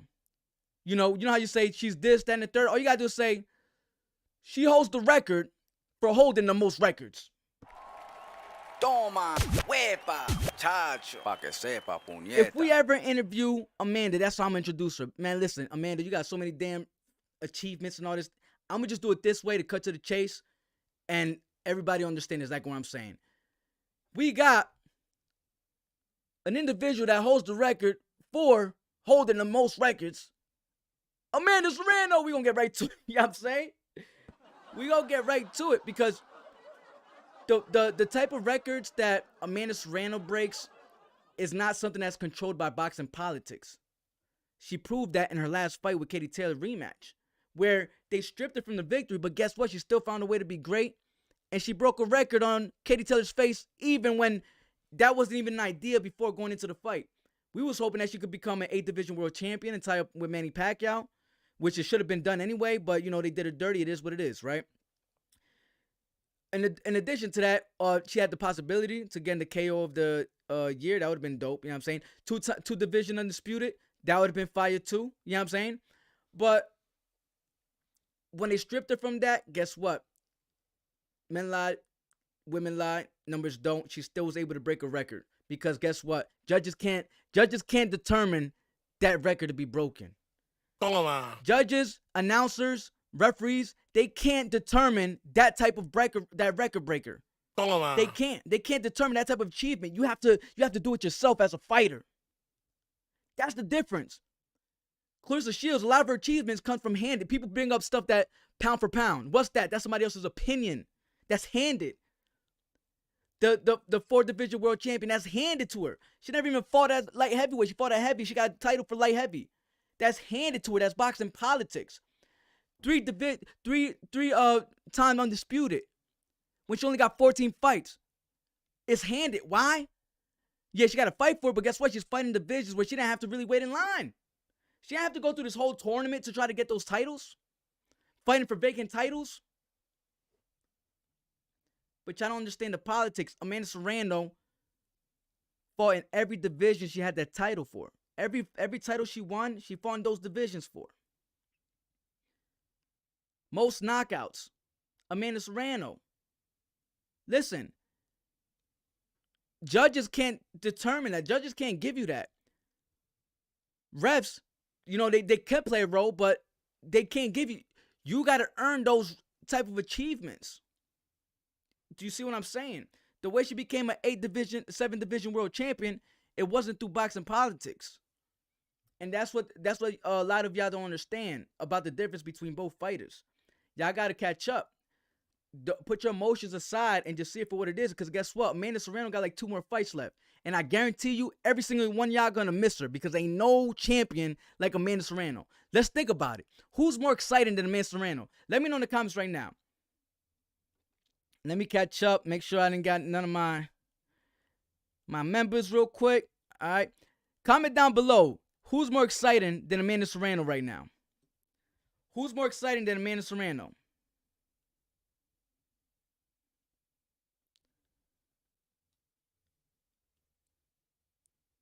Who's more exciting than Amanda Serrano? Let me know.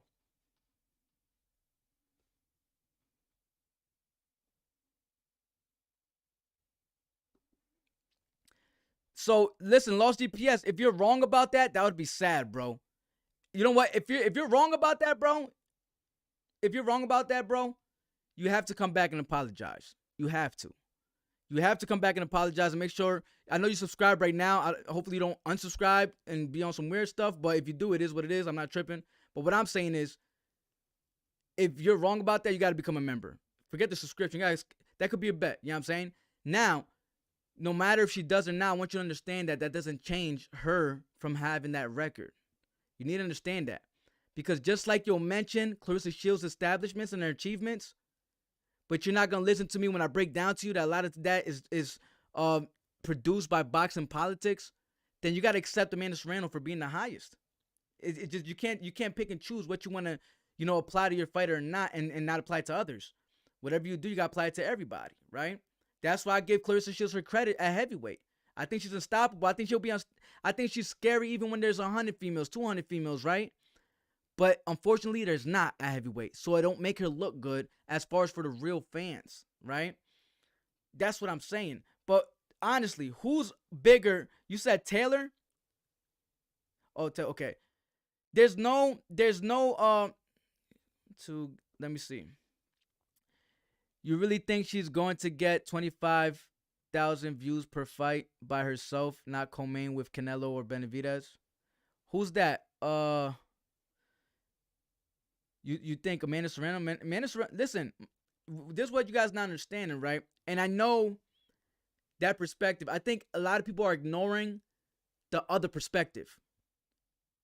Because you guys are saying that Amanda Serrano got the highest and she was on the undercard of what we consider the circus already.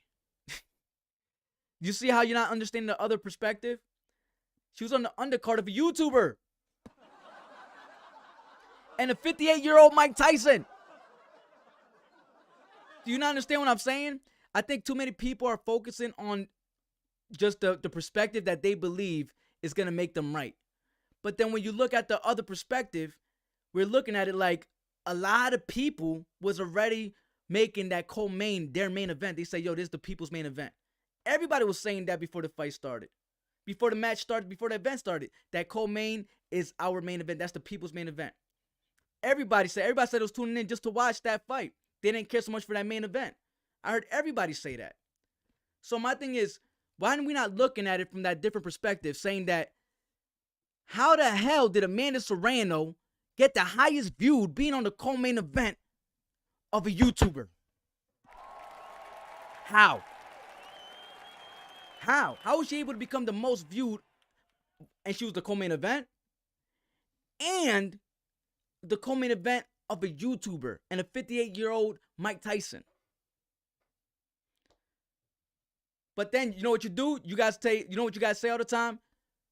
And this way don't make sense. Jake Paul he fights only old people. He's fighting an old Mike Tyson. All right, but apply that when you're applying the achievements. Do you see what I'm saying? Don't just say Jake Paul's fighting old dudes. He's only fighting old Mike Tyson, this, that, and third. But then when we look at the achievements, you're saying, oh, it was because of Mike Tyson. Oh, he only fights circus fights. Guess what? You contributed towards Amanda Serrano's record breaker views and payday. Congratulations. You contributed towards Amanda breaking that record. You contributed towards Amanda getting the most paid, the highest paid. You contributed towards Amanda getting the most views. That's the funniest part about it. The same people that complaining, saying that if it wasn't for Mike, are the same ones that watched that fight and contributed towards that success. Congratulations. There's no winning this. You guys are seeing it from all the wrong perspectives. All of the wrong perspectives. You're seeing it because you want to feel like you're right about something. You want to be in denial. You don't want to accept how things turned out. Now, I understand. I get it. It's not the traditional way of we're used to things. Just like pay-per-view wasn't once upon a time. You know what I'm saying? I'm sure there was probably some type of pay-per-view, but we didn't have TVs. So how was it done? You know what I'm saying? Then when TVs came out, it was trying something new. Something, you got to adapt. And right now we're going through a phase like that, I believe. You know what I'm saying? That we're going through a phase where we got to start adjusting and adapting to where boxing is going. It's not just Jake Paul. It's also Turkey Ali Sheik. And not even Turkey Ali Sheik. There's other ones like Overtime. What was that other one? There's a few leagues now that are just, it's about fighting, but they're not like the traditional ways that we're used to watching boxing. You know what I mean?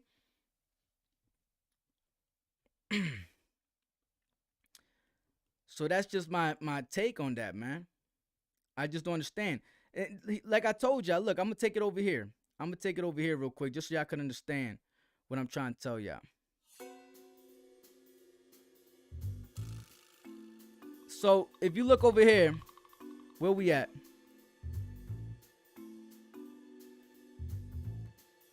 This is her, right? And what did she say first, though? I dropped this in the video already. But Claressa Shields was the first one. She was saying, no, everybody can't. People didn't watch Amanda Serrano. They watched Iron Mike Tyson, right? But even she was prepared for the fight.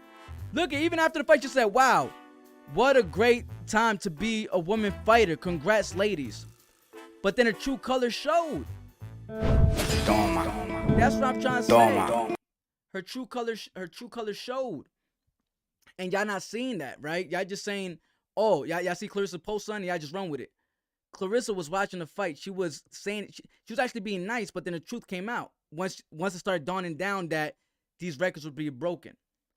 How do you that's what I'm saying. I give Claressa her respect. If Amanda did the same thing, I would be saying the same shit. Because I say the same shit about Edgar Berlanga. You know what I'm saying? I don't got no picks. But the thing is with Claressa Shields is that, you know, she wants to support for just in case reasons. That's what it seems like to me, in my opinion.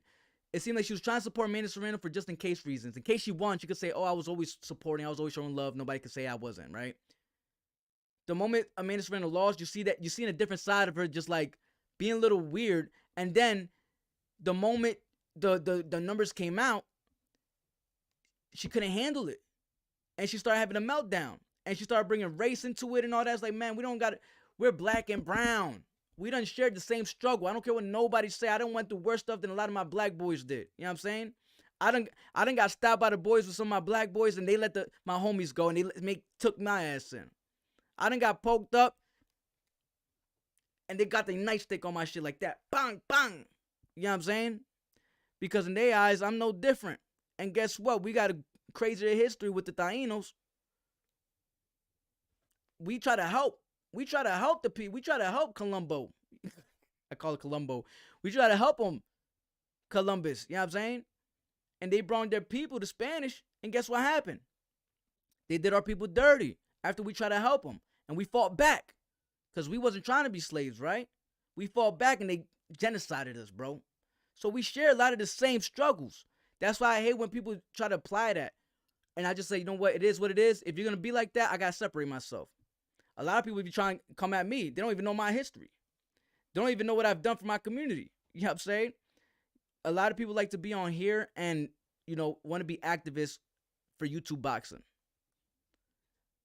People want to fight systematic racism in boxing. And I don't understand when the system has to do with the people inside the system.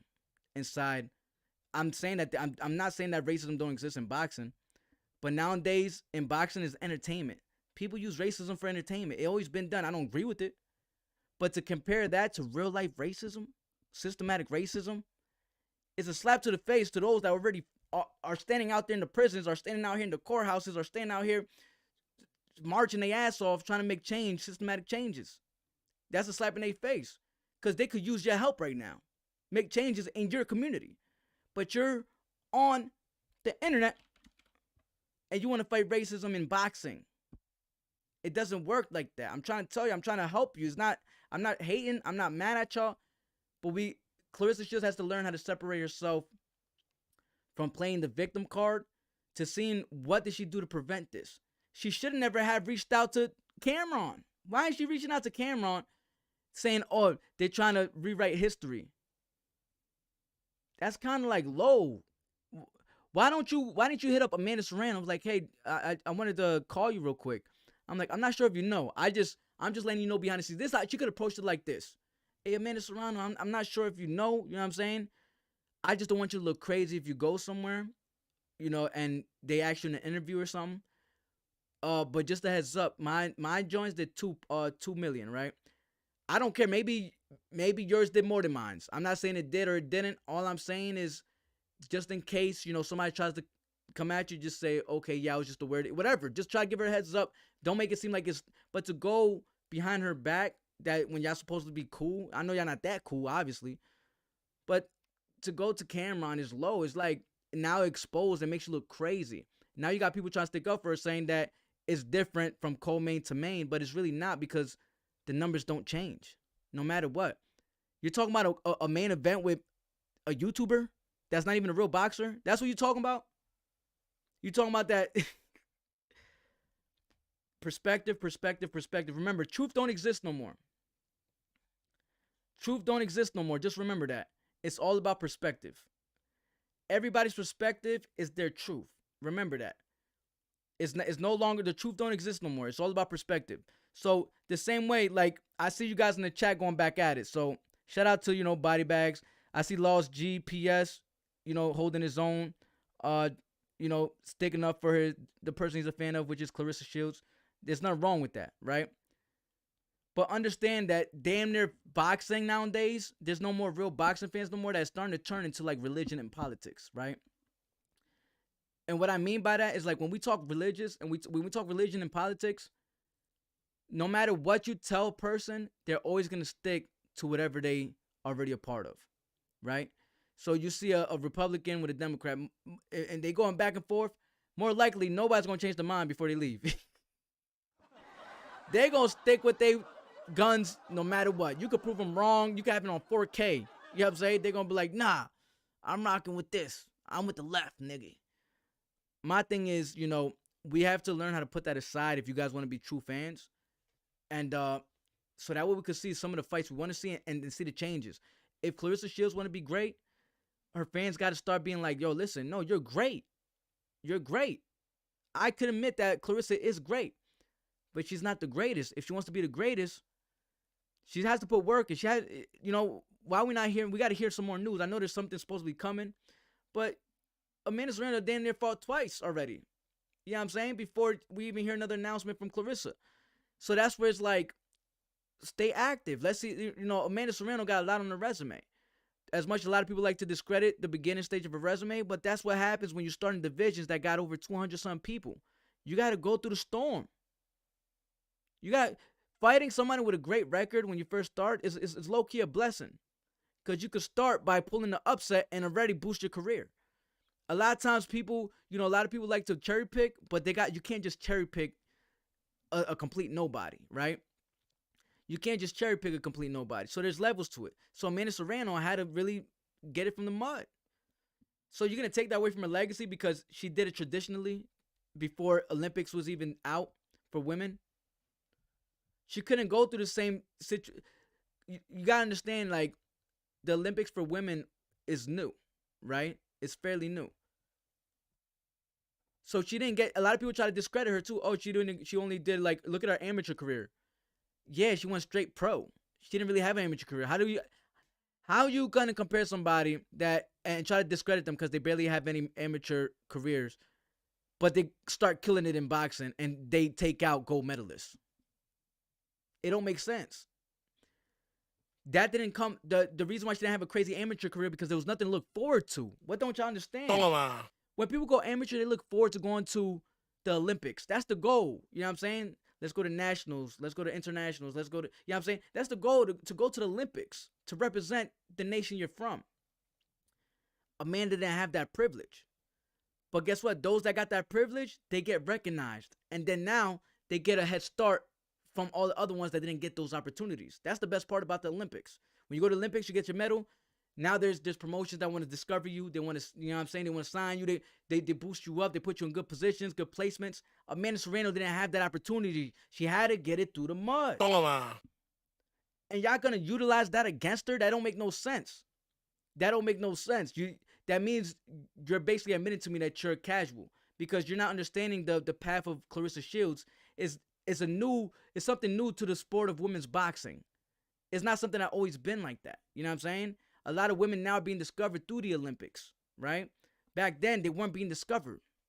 They had to grind and get it from the mud. And guess what? Out of thousands of women, Amanda Serrano ended up being the one that came out of top. You see what I'm saying? I'm not saying she fought all the 1,000 women, but I'm saying out of 1,000 women competing in the combined divisions, Amanda Serrano ended up being the one that got the most recognized, the most achievements. That's not, I don't know how people could say that.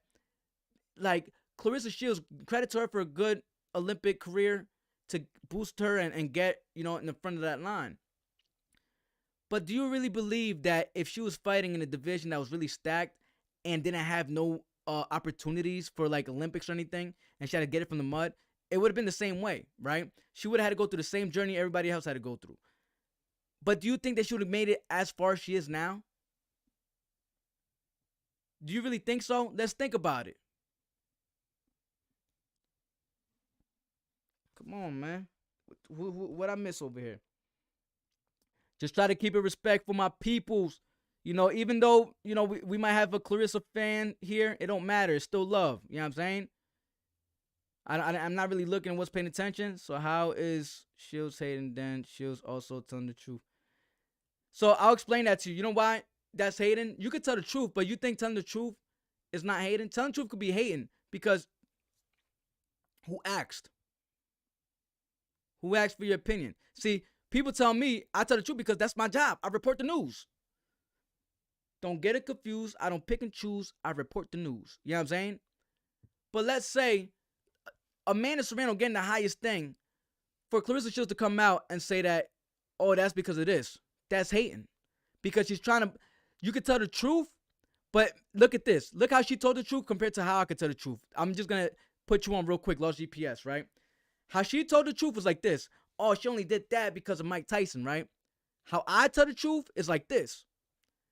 It's crazy how Amanda Serrano was able to break the record with the main event that was Jake Paul with a YouTuber and a 58-year-old Mike Tyson. Do you see the difference? Like I said, take notes. Perspective. Keyword perspective. She's wrong. She's not wrong. But her perspective is what made her a hater. She told the truth, but her perspective made her a hater. Because I could flip that same perspective, and how I see it was that Amanda Serrano got the highest streams of being in a Coleman main event, with the Coleman event being a YouTuber versus a 58-year-old Mike Tyson. Toma. Do you see the difference between that? Her truth and my truth were the same, but the perspectives was different. That's why she's a hater. Because all she had to say was like, yo, congratulations. I'm not going to lie. Considering that main event was a YouTuber versus a 58-year-old Mike Tyson, y'all still hit them numbers. That's crazy work right there, yo. Like, I believe that y'all wrong because y'all the true boxers. Why wouldn't she up the co-main event more than that main event? That shit don't make sense. Toma. Y'all get mad at Jake Paul for doing what he does, but y'all hyping up that main event more than the co-main event when the co-main event was the shine of the whole shit. It was two real boxers, a rematch from what was already a classical fight, to now they be doing it and we getting a crazier fight. But yet, you want to add value and take value away from that fight and add it there just because you don't agree with how they got the highest stream. Because your perspective is coming from hate. I'm not sure how old some of y'all is, man, but please take some notes, man.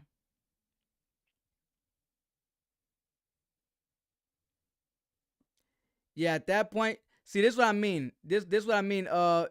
You could kick Mule out. Just take him out for the day. He's getting, like, you got to come up with a little bit more, at least come up with a little bit more creative. Like, that's just casual. If you're just going to sit here and say all day, Katie Taylor 2-0, it's trash, bro. Like, you're not, I get it. It's not, who's even talking about that?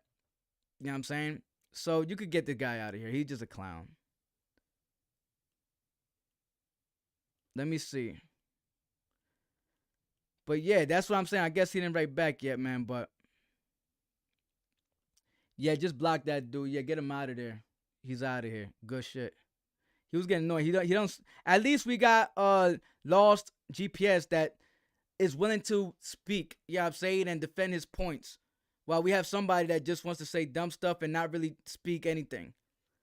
So shout out to Lost GPS. Drop a toma for Lost GPS one time, man. Toma, huepa, chacho, pa que sepa, puñeta. One thing I want to remind all my viewers right now that this is boxing. We may not agree 100% on anything. We're not supposed to. God made us unique. He allowed us to use our brain with free will so we could do whatever we want, however we want when it comes to how we think. So, you know, Lost GPS, I don't feel no type of way personally. It is what it is. I don't agree with your take. But I hope that you could understand where I was coming from when I was telling you about the perspective of why she's a hater. And it's because the perspective of how she's saying it, the direction it's coming from, right?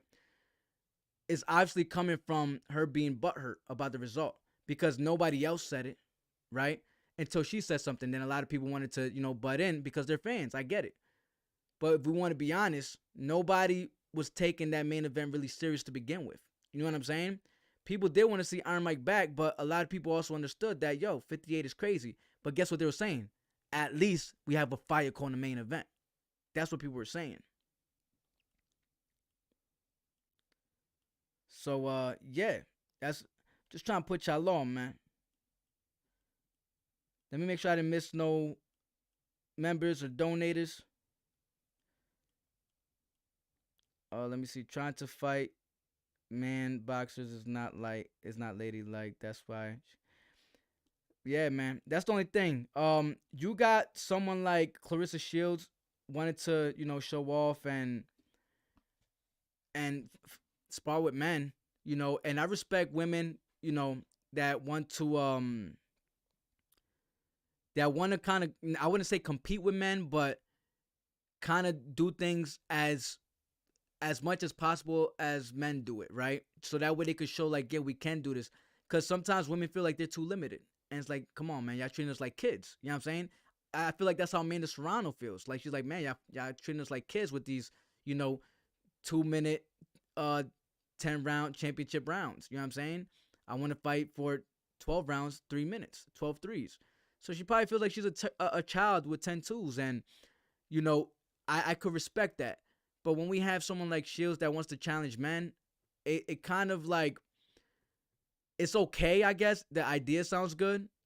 But then when we see her get knocked out in sparring by a guy that was 5-1, and then she's calling out professional boxers like Thurman, it's just like, come on. Why are we doing this, right? I understand. I get what you're doing.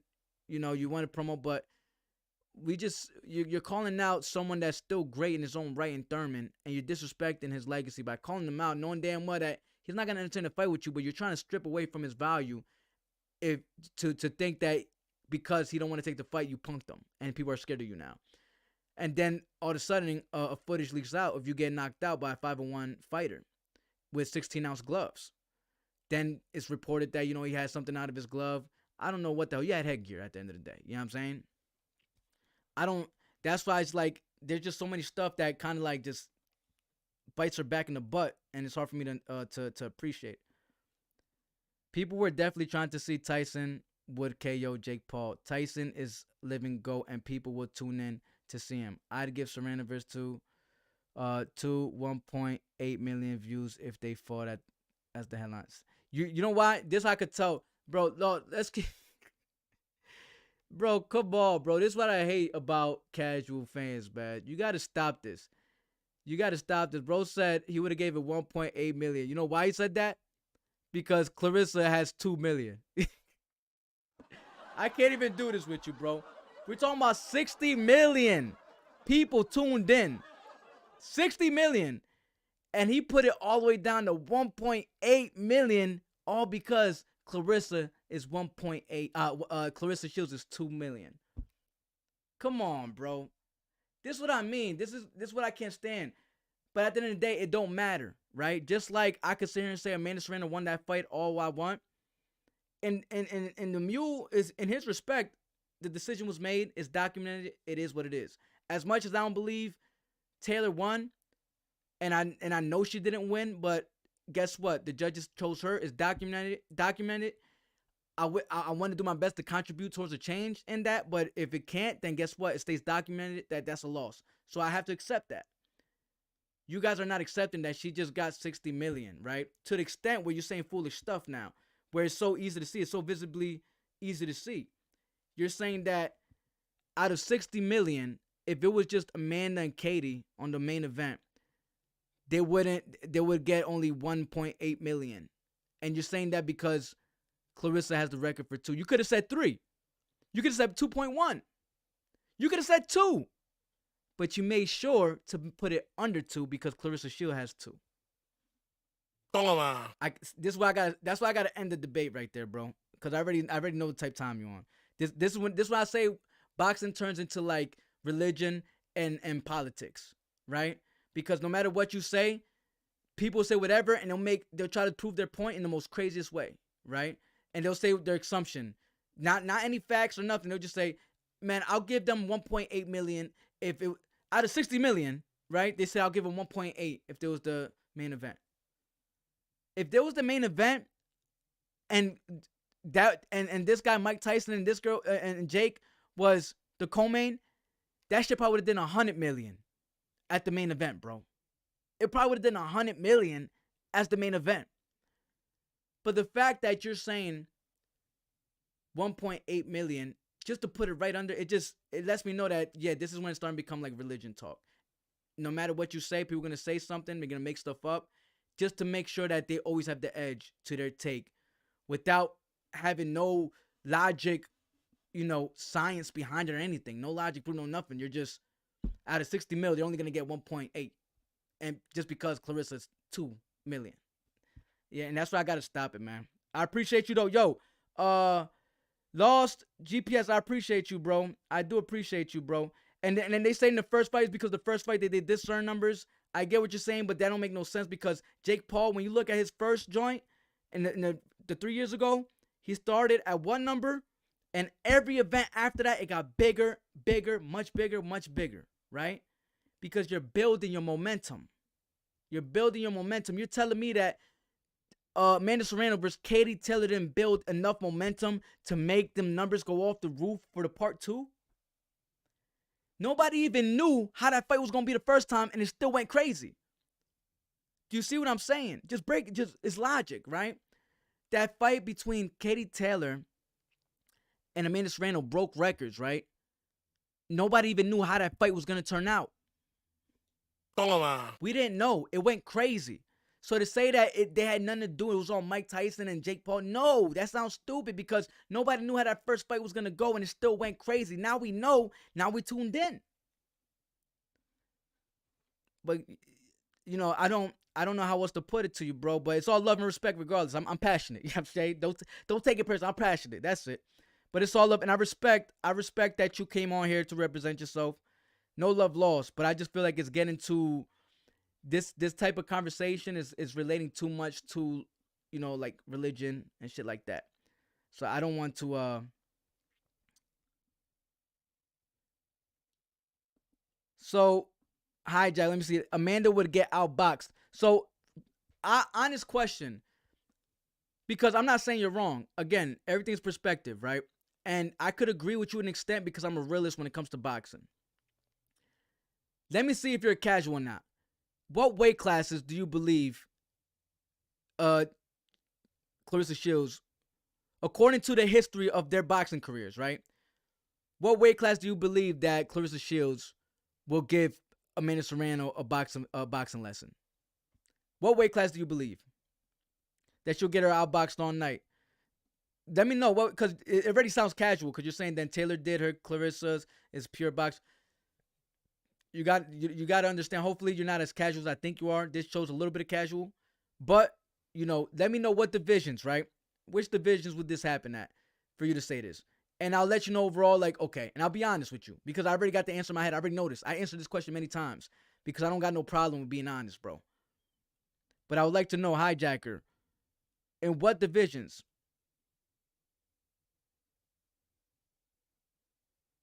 Yeah, shout out to Lost GPS. Yo, listen, it's all love, but I appreciate.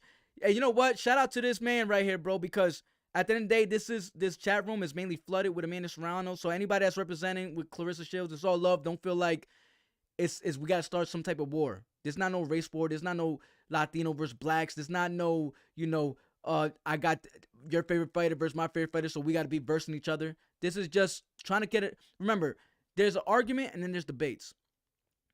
Arguments are just people that trying to prove themselves right. Debates are us trying to find the truth. Let's try to find the perspective. All right, you say that, and I'll be honest with people. Like, you know what? That's a good thing that Lost GPS said was the separation in weight classes. That was a good point. I give him that. That's a good point. When the higher you step, the more farther the weight, so it's easier to travel from multiple weight classes, right? That is a good point. But I think what we're missing is the anatomy of a fighter that's already small compared to a fighter that's big that's able to cut weight. You know what I'm saying? That's why it's a little different. When you're small, it's not like it's a little harder when you got a smaller body. You can't go so big, so every weight has to be managed differently, right? But if you're able to reach these higher numbers, then the gaps become bigger because your body becomes bigger. You know what I'm saying? So there is a science behind that and why it's like that. But that's a very valid question, or not even valid. That's a very valid point. That the reason why she's able to get so many divisions was because of how close those divisions are, right? I get that. That was a good point. I don't ever get to the extent and emotionally invested to the point where I can't block whatever I have in mind to hear you out. You know what I'm saying? So shout out to you. But where's Hijacker? I want to see if what did he say?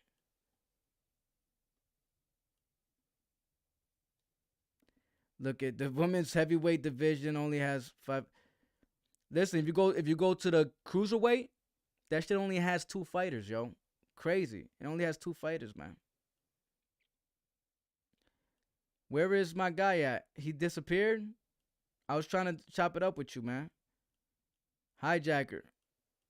It's all love, but I don't feel no type of way. Did I miss it? So, did you answer my question at all, Hijacker? I don't know. I guess he did it. Let me see. Yeah, because since he's not answering me, I'm gonna just be honest with what he said. He said that if they fought, Claressa Shields will outbox Amanda Serrano. That's true and false. At 140, hell no. At 140, hell no. She will get. I think they'll have to bring the stretcher for Claressa Shields at 140 because it's different. She's losing a lot of body weight, and she don't have no. Her power.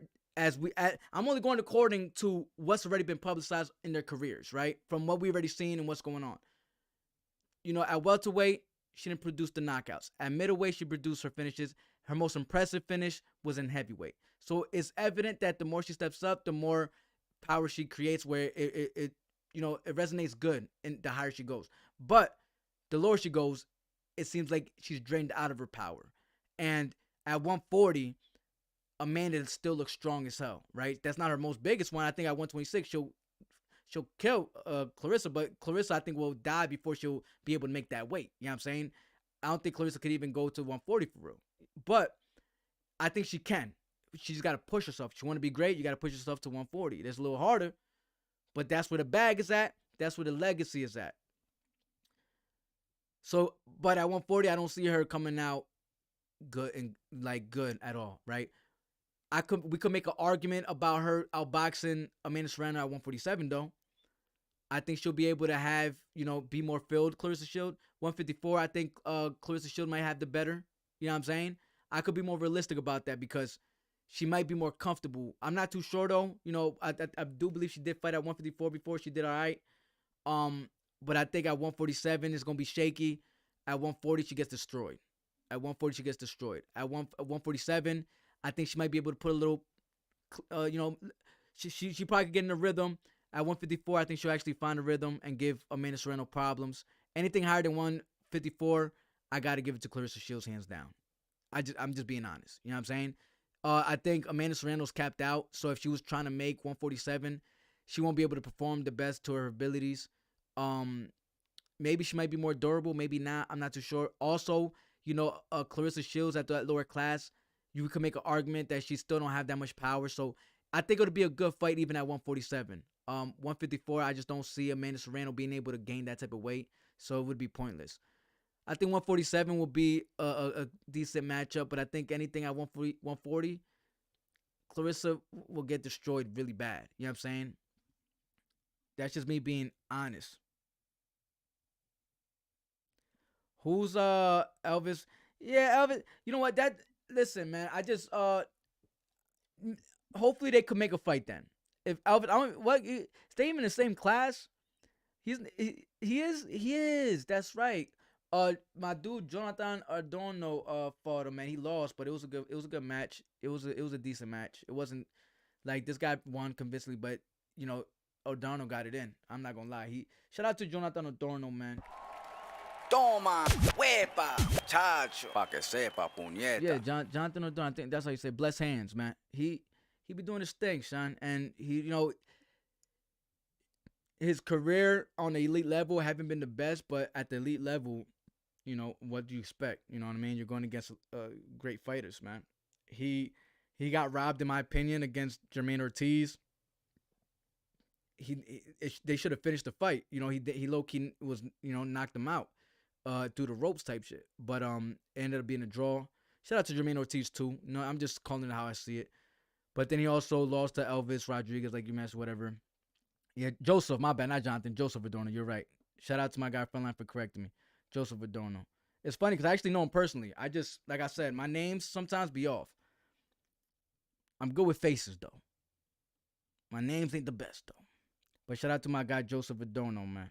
He a good dude. What happened to Hijack, man? I wanted to have that conversation with him, hoping that, yeah, Hijack got hijacked. Maybe the pressure hit him. I don't know. Maybe the pressure hit him. Shield doesn't have any power. Who has she knocked out? I mean, at heavyweight, at middleweight, she got knockouts in heavyweight. But I think it's only 3 maximum. So at heavyweight, that's where she looks the most impressive. There's no way Amanda Serrano's going to make heavyweight. There's no way she's going to make middleweight. Welterweight, she's not making welterweight. So like I said, the fights that are possible for Amanda to be in, she will knock out Claressa Shields on. You know what I'm saying? The lowest that Claressa Shields could go, where she could have advantage against Amanda Serrano, I don't see her winning by knockout at all. I see her, if she does win, she'll be winning by decision. You know what I'm saying? Or could go either way, possibly. I don't know. But, you know, where Amanda Serrano's capped out at, she will knock out Claressa Shields. You know, but in Claressa Shields' respect, though, out of her defense, though, you know, Amanda Serrano, if she was able to make, you know, 154, I think it would be, that fight might lean more towards the favor of Claressa Shields. And I'm just going according to how good she boxes at those lower classes. You know what I'm saying? Even though Claressa Shields don't got power, she has great footwork, she could still box her ass off. So I think at that division, like 154, you know, that's not Amanda. She can only go so much. She can only, you know what I'm saying? She's too small, way too small at 154. So I know that, you know, Claressa, I feel like she'll have more success on the feet. You know, being able to move around, be more and land, be long, lengthier. At 140 though, it's just if she could make 140, I could see Claressa getting destroyed. So it's just unfortunate that these two fighters may not be able to ever fight each other just because of the weight differences. But I do believe if Claressa really wants to be great or the greatest like she claims she is, then she should do great shit like that. Without boxing politics involved, she should be able to be like, you know what? We're going to cut to 140. Let's see how we feel, right? Just experiment it. You've already been out of the ring for quite some time, and it looks like you're spending time over here, over there, over there. You know, I'm happy that she went to the fights, and it's, well, not really no more because I thought she was there to support Amanda Serrano. Now the truth comes out. But don't go to the fights then. Focus on, if you really want to chase greatness, why are you going out the clubs? Why are you bending over in pictures, you know, and stuff like that? It just seems like use that time to get in the gym and see what you could cut. Experiment going to 140. Maybe you might feel great at 140. You fucking with Schnack now. You know what I'm saying? You fuck with Schnack now. So you might feel good at 140. That's all I'm saying. Just experiment it. And if it's too much for your body where your health is truly like playing a role with your performance, then don't do it. You know, health comes first. Then just be like, yo, I can't do 140. Then that's it. But if you haven't experimented yet, then Claressa, just experiment it. Just take time. Like, you know what? Give me a good 2 months. Let me just put this work in. Let me see how my body feels. You know what I'm saying? Because you're ready. I'm sure in the last 2 months since your fight, and probably been longer than that, it don't seem like you've been updating us with your career at all. You know, and that's the stuff I'll be talking about today when it comes to fighters. And I'm not just talking about Claressa. I'm talking about, I just made a video about Rayo. You know what I'm saying? Where you guys are updating us with stuff that we didn't even like you for to begin with. Like, that we didn't follow you for. You know what I'm saying? That stuff you show to your family, your memories, you know what I'm saying? You bending over, taking pictures and shit. Send that to your boo. You know what I'm saying? Your dude, you know what I'm saying? Like, look, I got this waiting for you. But you're publicizing it. That's all for us to see. Guys, I'm sure enjoy it. You know what I mean? And I'm not saying you can't do it. But let's see a balance. What's going on with your career? Like, at least update it. I wish, you know, these fighters had creativity with their creations, with content creating. Like, do a documentary on the low-key. Like, you know what? My journey to 140. Bro, I would be watching that. If Claressa Shields came out with something called My Journey to 140, I'd be like, oh, okay. now she got my attention, bro. Because that would be interesting and anticipating. Like, I know why she's trying to do this. She said, my journey to 140. I know why she's trying to do this. She's trying to she's trying to get to Amanda. But we're not seeing that type of stuff. Like, we have to feel the greatness. And that's why people are, gravitating towards Amanda, because they don't just see it, but they can feel it. They can sense it. They know it's there when it's present. With Claressa Shields, though, we just hear you say it. And people that support you, that don't understand the boxing politics behind what's behind boxing politics, they'll soak it all up, but they're not the ones that's paying to watch you, fight. And that's probably why Amanda Serrano got those numbers up there. A lot of people say, oh, it wasn't for Jake Paul. You're talking about the promoter that only been active for 3 years and does circus fights a lot of times. And do you hear how stupid that sounds now in that perspective? That you're giving credit to a three-year YouTuber that been a promotional company for 3 years and don't ever put no real fights, because this is what y'all say. He don't ever put no real fights, right? But you're blaming her biggest check, her making the most money, because of Jake Paul, the individual that only had a promotional company for 3 years and he's a YouTuber. And then you guys forget that you're watching and paying for this shit. That's what really don't make sense. You're paying for the subscription and you're watching it. Do you see what I'm saying? Listen, somebody streamed it for free on Instagram and it got over 6 million views, 6 million live viewers. The dude was going live on Instagram and showing the fights from the nosebleeds. Bro, that itch got over 6 million live viewers watching it. So you mean to tell me, somebody said it would have only did 1.8 million, right? A random civilian, not random, I forgot who it was, but a random person went live to watch the fight on their phone and show their Instagram followers, and that shit went up over 6 million live viewers. Is anybody missing this? Did we forget what's going on here? Is we missing something here? But she will only do 1.8. But she's doing a lot more. She has 6 million plus people watching her on somebody's Instagram account live. But she'll only do 1.8. It don't make that. You see how it don't make sense? But this is my problem, man. This is my problem with some of the fans, man. It's okay though. I love y'all regardless. It's just boxing, but y'all perspective is all the way messed up.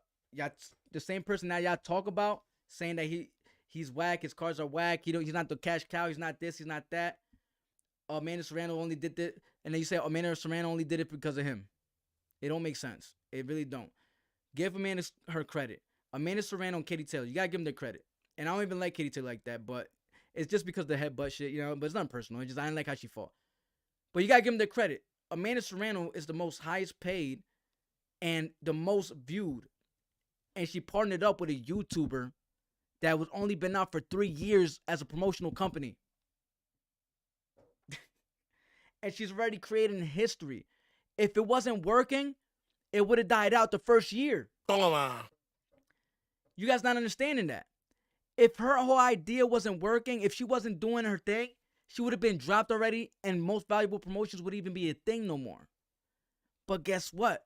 Amanda Serrano's a good investment because they're making a good ROI, a return on investment, to continue keeping that train going. The fact that she's able to make 5 times, 6 times more than she did her previous fight, or the fight with her first fight with Katie Taylor, that only shows you that she's making a great ROI. That everything that she's putting in, there has to be at least 10 times coming back in return for what Amanda Serrano's doing. Because she's getting paid 7 times, so there has to be something to go back to the source. Y'all don't understand the business side of things. There's a reason why she's still getting paid more and more. You ever see when fighters start declining? Look at Devin Haney. He started doing good with Regis, Ryan Garcia. Now they're only offering like 2.5 for a whole purse bid. It goes up and down. Your stock could go up and down. Amanda's stock is only getting bigger and bigger. You blame, and the fans, the hater fans, this how you know you're a hater, because you're blaming it on the YouTuber that did it for 3 years. Jeez, man. I don't know how many times I gotta say that.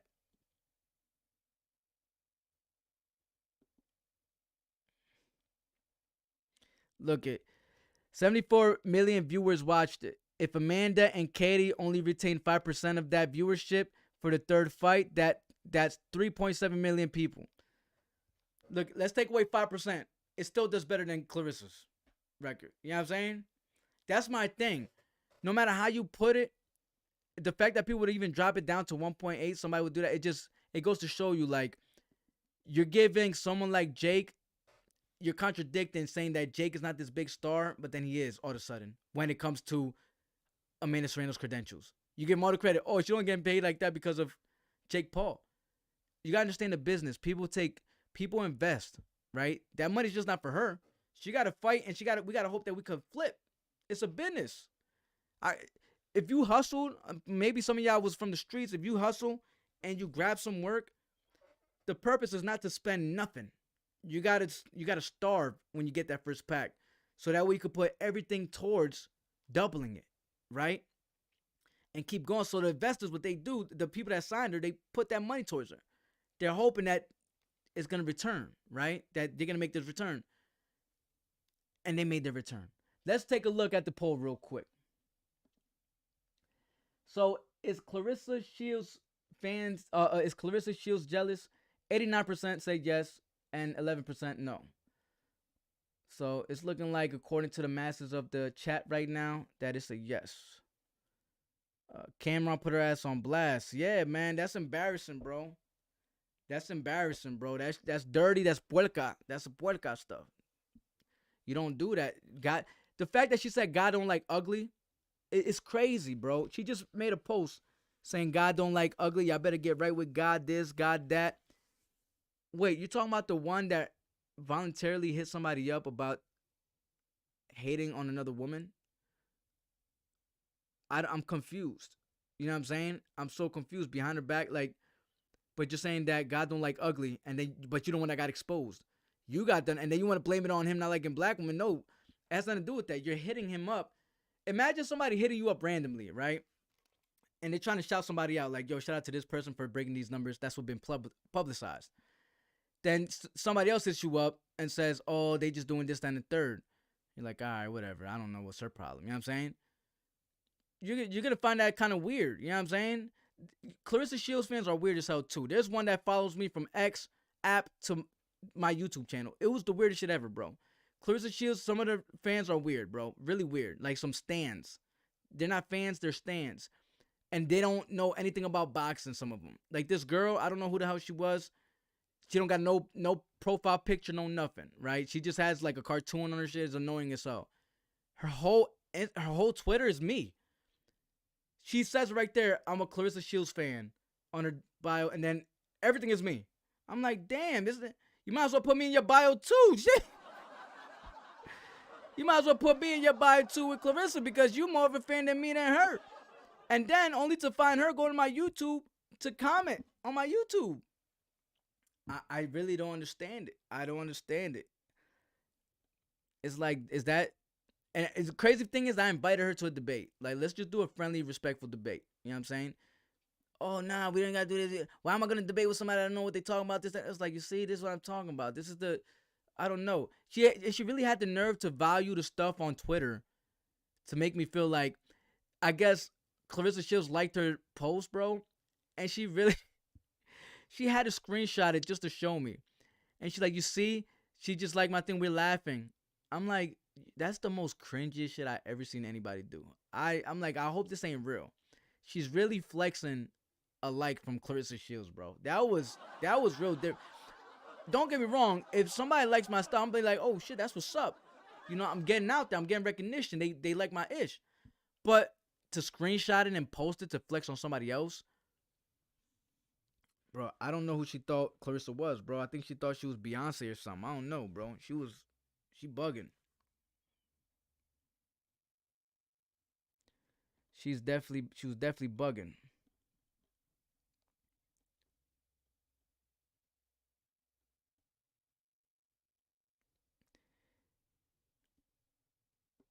Yeah, at 140, yeah, that's what I'm saying. At 140, 147, I could agree.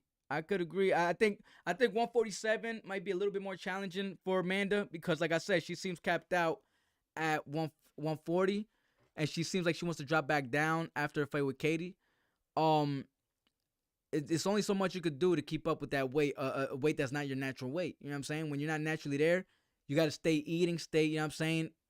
Motherfucking working out and stay making sure that you don't lose too much weight. It's hard to keep up with trying to cut weight. At least you have like I think to cut weight is hard as shit when you're doing it to the extent where it's really unhealthy, right? Obviously. But if it's not to that extent where you're like threatening your life, then it should be easier in my opinion. I'm just going off, I'm not sure if this is a fact or not. Don't fact check me. I'm just going from what I believe. Like, and my body's different. Like, I could cut weight real fast and I could gain it. But I think when I cut weight, if there's a goal, I think it's harder to maintain a specific weight than to actually cut weight. Because at least you have a mission. You're like, okay, I got to cut to this. So you keep working and working. But to maintain a certain weight for a thing, it's like you're going up and down. You know what I'm saying? Because your body's not used to this weight, so it's dropping. But then you got to eat and maintain it. And then you got to work out. So at 147, I think it could be a struggle for Amanda Serrano. I would still pick her for winning. But I could see how that could be a great fight. At 140 though, I know Claressa will get destroyed. At 154, I think Claressa will get more success. She'll be more heavy. She'll be more comfortable than Amanda would, in my opinion, at that weight. She'll be more lengthier. She'll be able to utilize her footwork. She'll do some good. She'll do good up there. But I think at 140, she won't have no power whatsoever. And I think she could make 140, but it'll come with a challenge.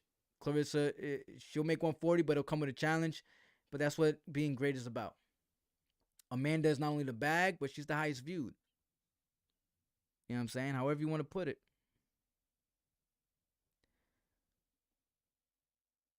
You said if she about that life and if she think she the GOAT, but that's why she talk. Yeah, she just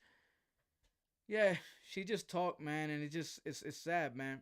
But I just hope that she don't fight someone like her last opponent. I want her to get out of heavyweight. I think she looks like a monster. That's her scariest weight class. I wish there was more people at heavyweight to kind of like more or less express the domination that took place there with her. You know what I'm saying? It don't mean nothing when you're fighting somebody that's 7-1 that was out for 5 years. You know what I'm saying? There's nothing great about that. You put on a great performance, well, you're supposed to, right?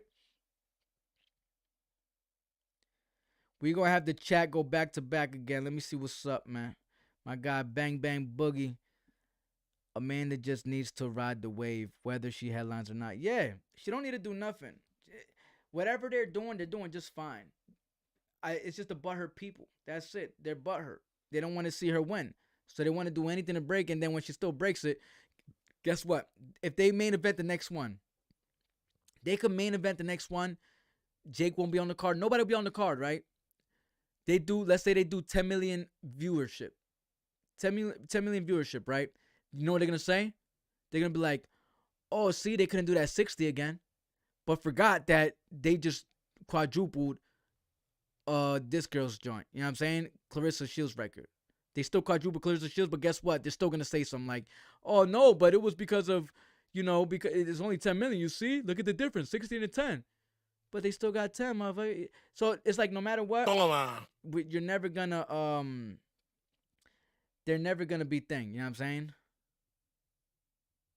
They're never gonna be, how would I say, satisfied. They're never gonna be satisfied with greatness. That's the problem, man.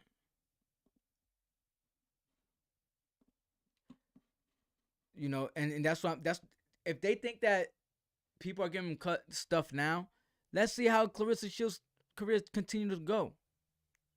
Let's see how it continues to go. You know what I'm saying? I'm not sure how many times he even fought last year. Let's see. This is me. I'm a fan of boxing.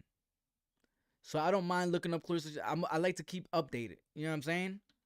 That's just me, a fan. I feel like, why block me if I'm still a fan of boxing? That's why I don't understand why Claressa, like, you want support like the men do, but you got to take the critic that comes with the support that, come with the men's sports too.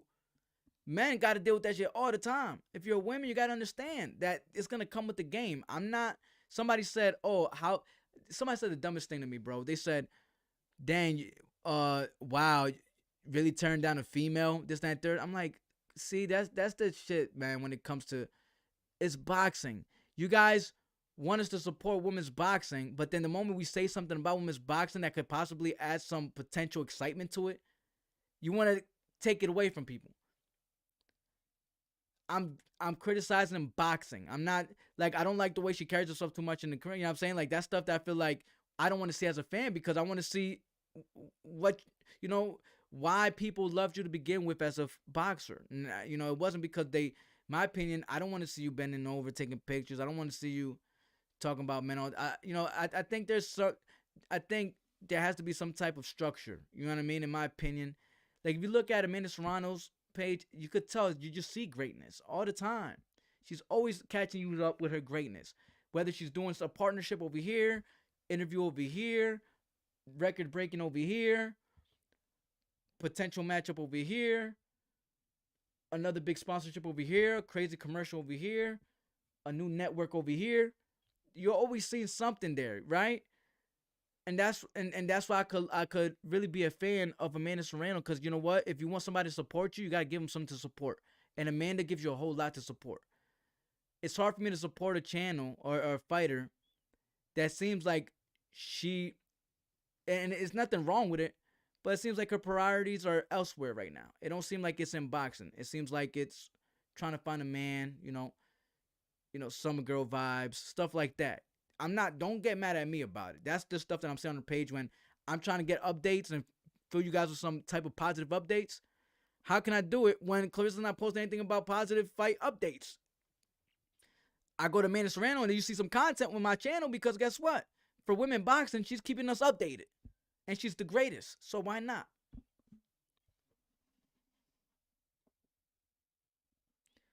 Let's see what's up with the chat, familia. Serrano is the complete package. She's a great fighter, loved by the people, and carried herself well. She's the people's champ. Yeah, she's still the champion too. She's the people's champ, and she's still undisputed unified featherweight champion. She's still. My thing is, Amanda Serrano is still super great. She had the opportunity to be 2-division undisputed, and they stripped that from her. But guess what? She still broke a record on top of that. There's certain things. There's some greatness that you can't take away. People are gonna, men lie, women lie, numbers dope, man.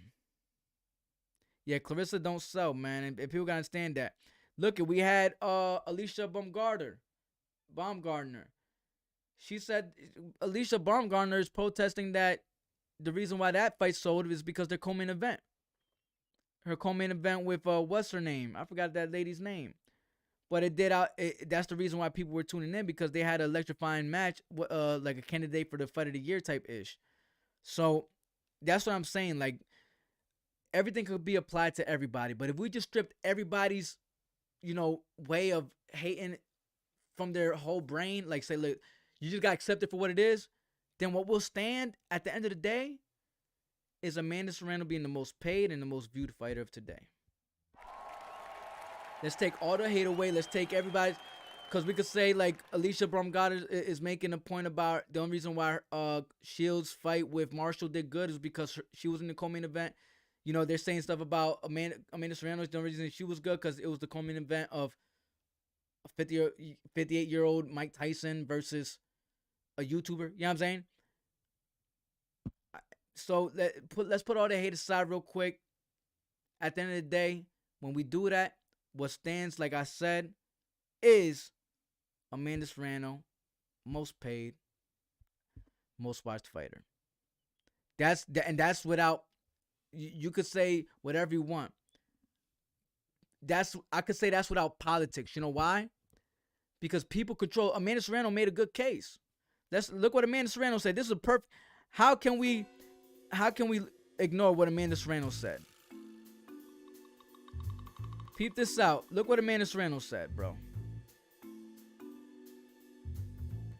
I'm going to pop this up a little bigger.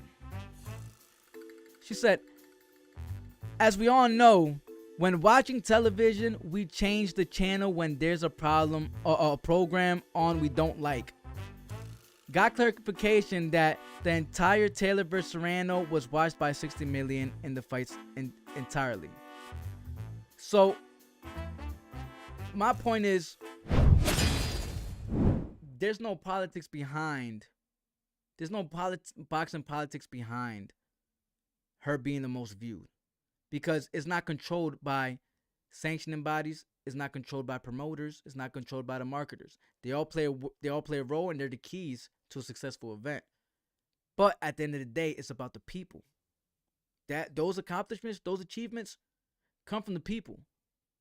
Claressa Shields fighting for a world title in a division she didn't compete in. That's not coming from the people. We didn't pick that. We didn't say it to do that. They gave it to her. The sanctioning bodies, WBO, said, "Listen, take that." You know what I'm saying? So that's my thing, man. I'm just keeping it 100. I'm just trying to update y'all. And why you think Claressa Shields blocked me? It's funny because when Claressa Shields blocked me, she got her word off. She got whatever she wanted to say, right? And then she blocked me, so I couldn't respond. Because I kept telling her fan, girl or boy, whatever, to, ask Claressa Shields. Ask her if I'm lying. Ask her if I'm lying. Why is she fighting for? Why did she win a title in a division she didn't fight for? She didn't fight in. And she blocked me. And you see? And then I start talking good about Amanda Serrano. Yeah, and then they just start blocking. So just trying to educate y'all, man. And we about to damn near close this up real quick, though. I'm gonna go into a quick commercial break. We'll return after these messages. You pooping? Oi, fool! No! Man, we only got one diaper. Yo, we only got one diaper left. Yo, support your boy and donate so I can re-up on more diapers. You know I got mad kids. I need your help. Please help me, shut down.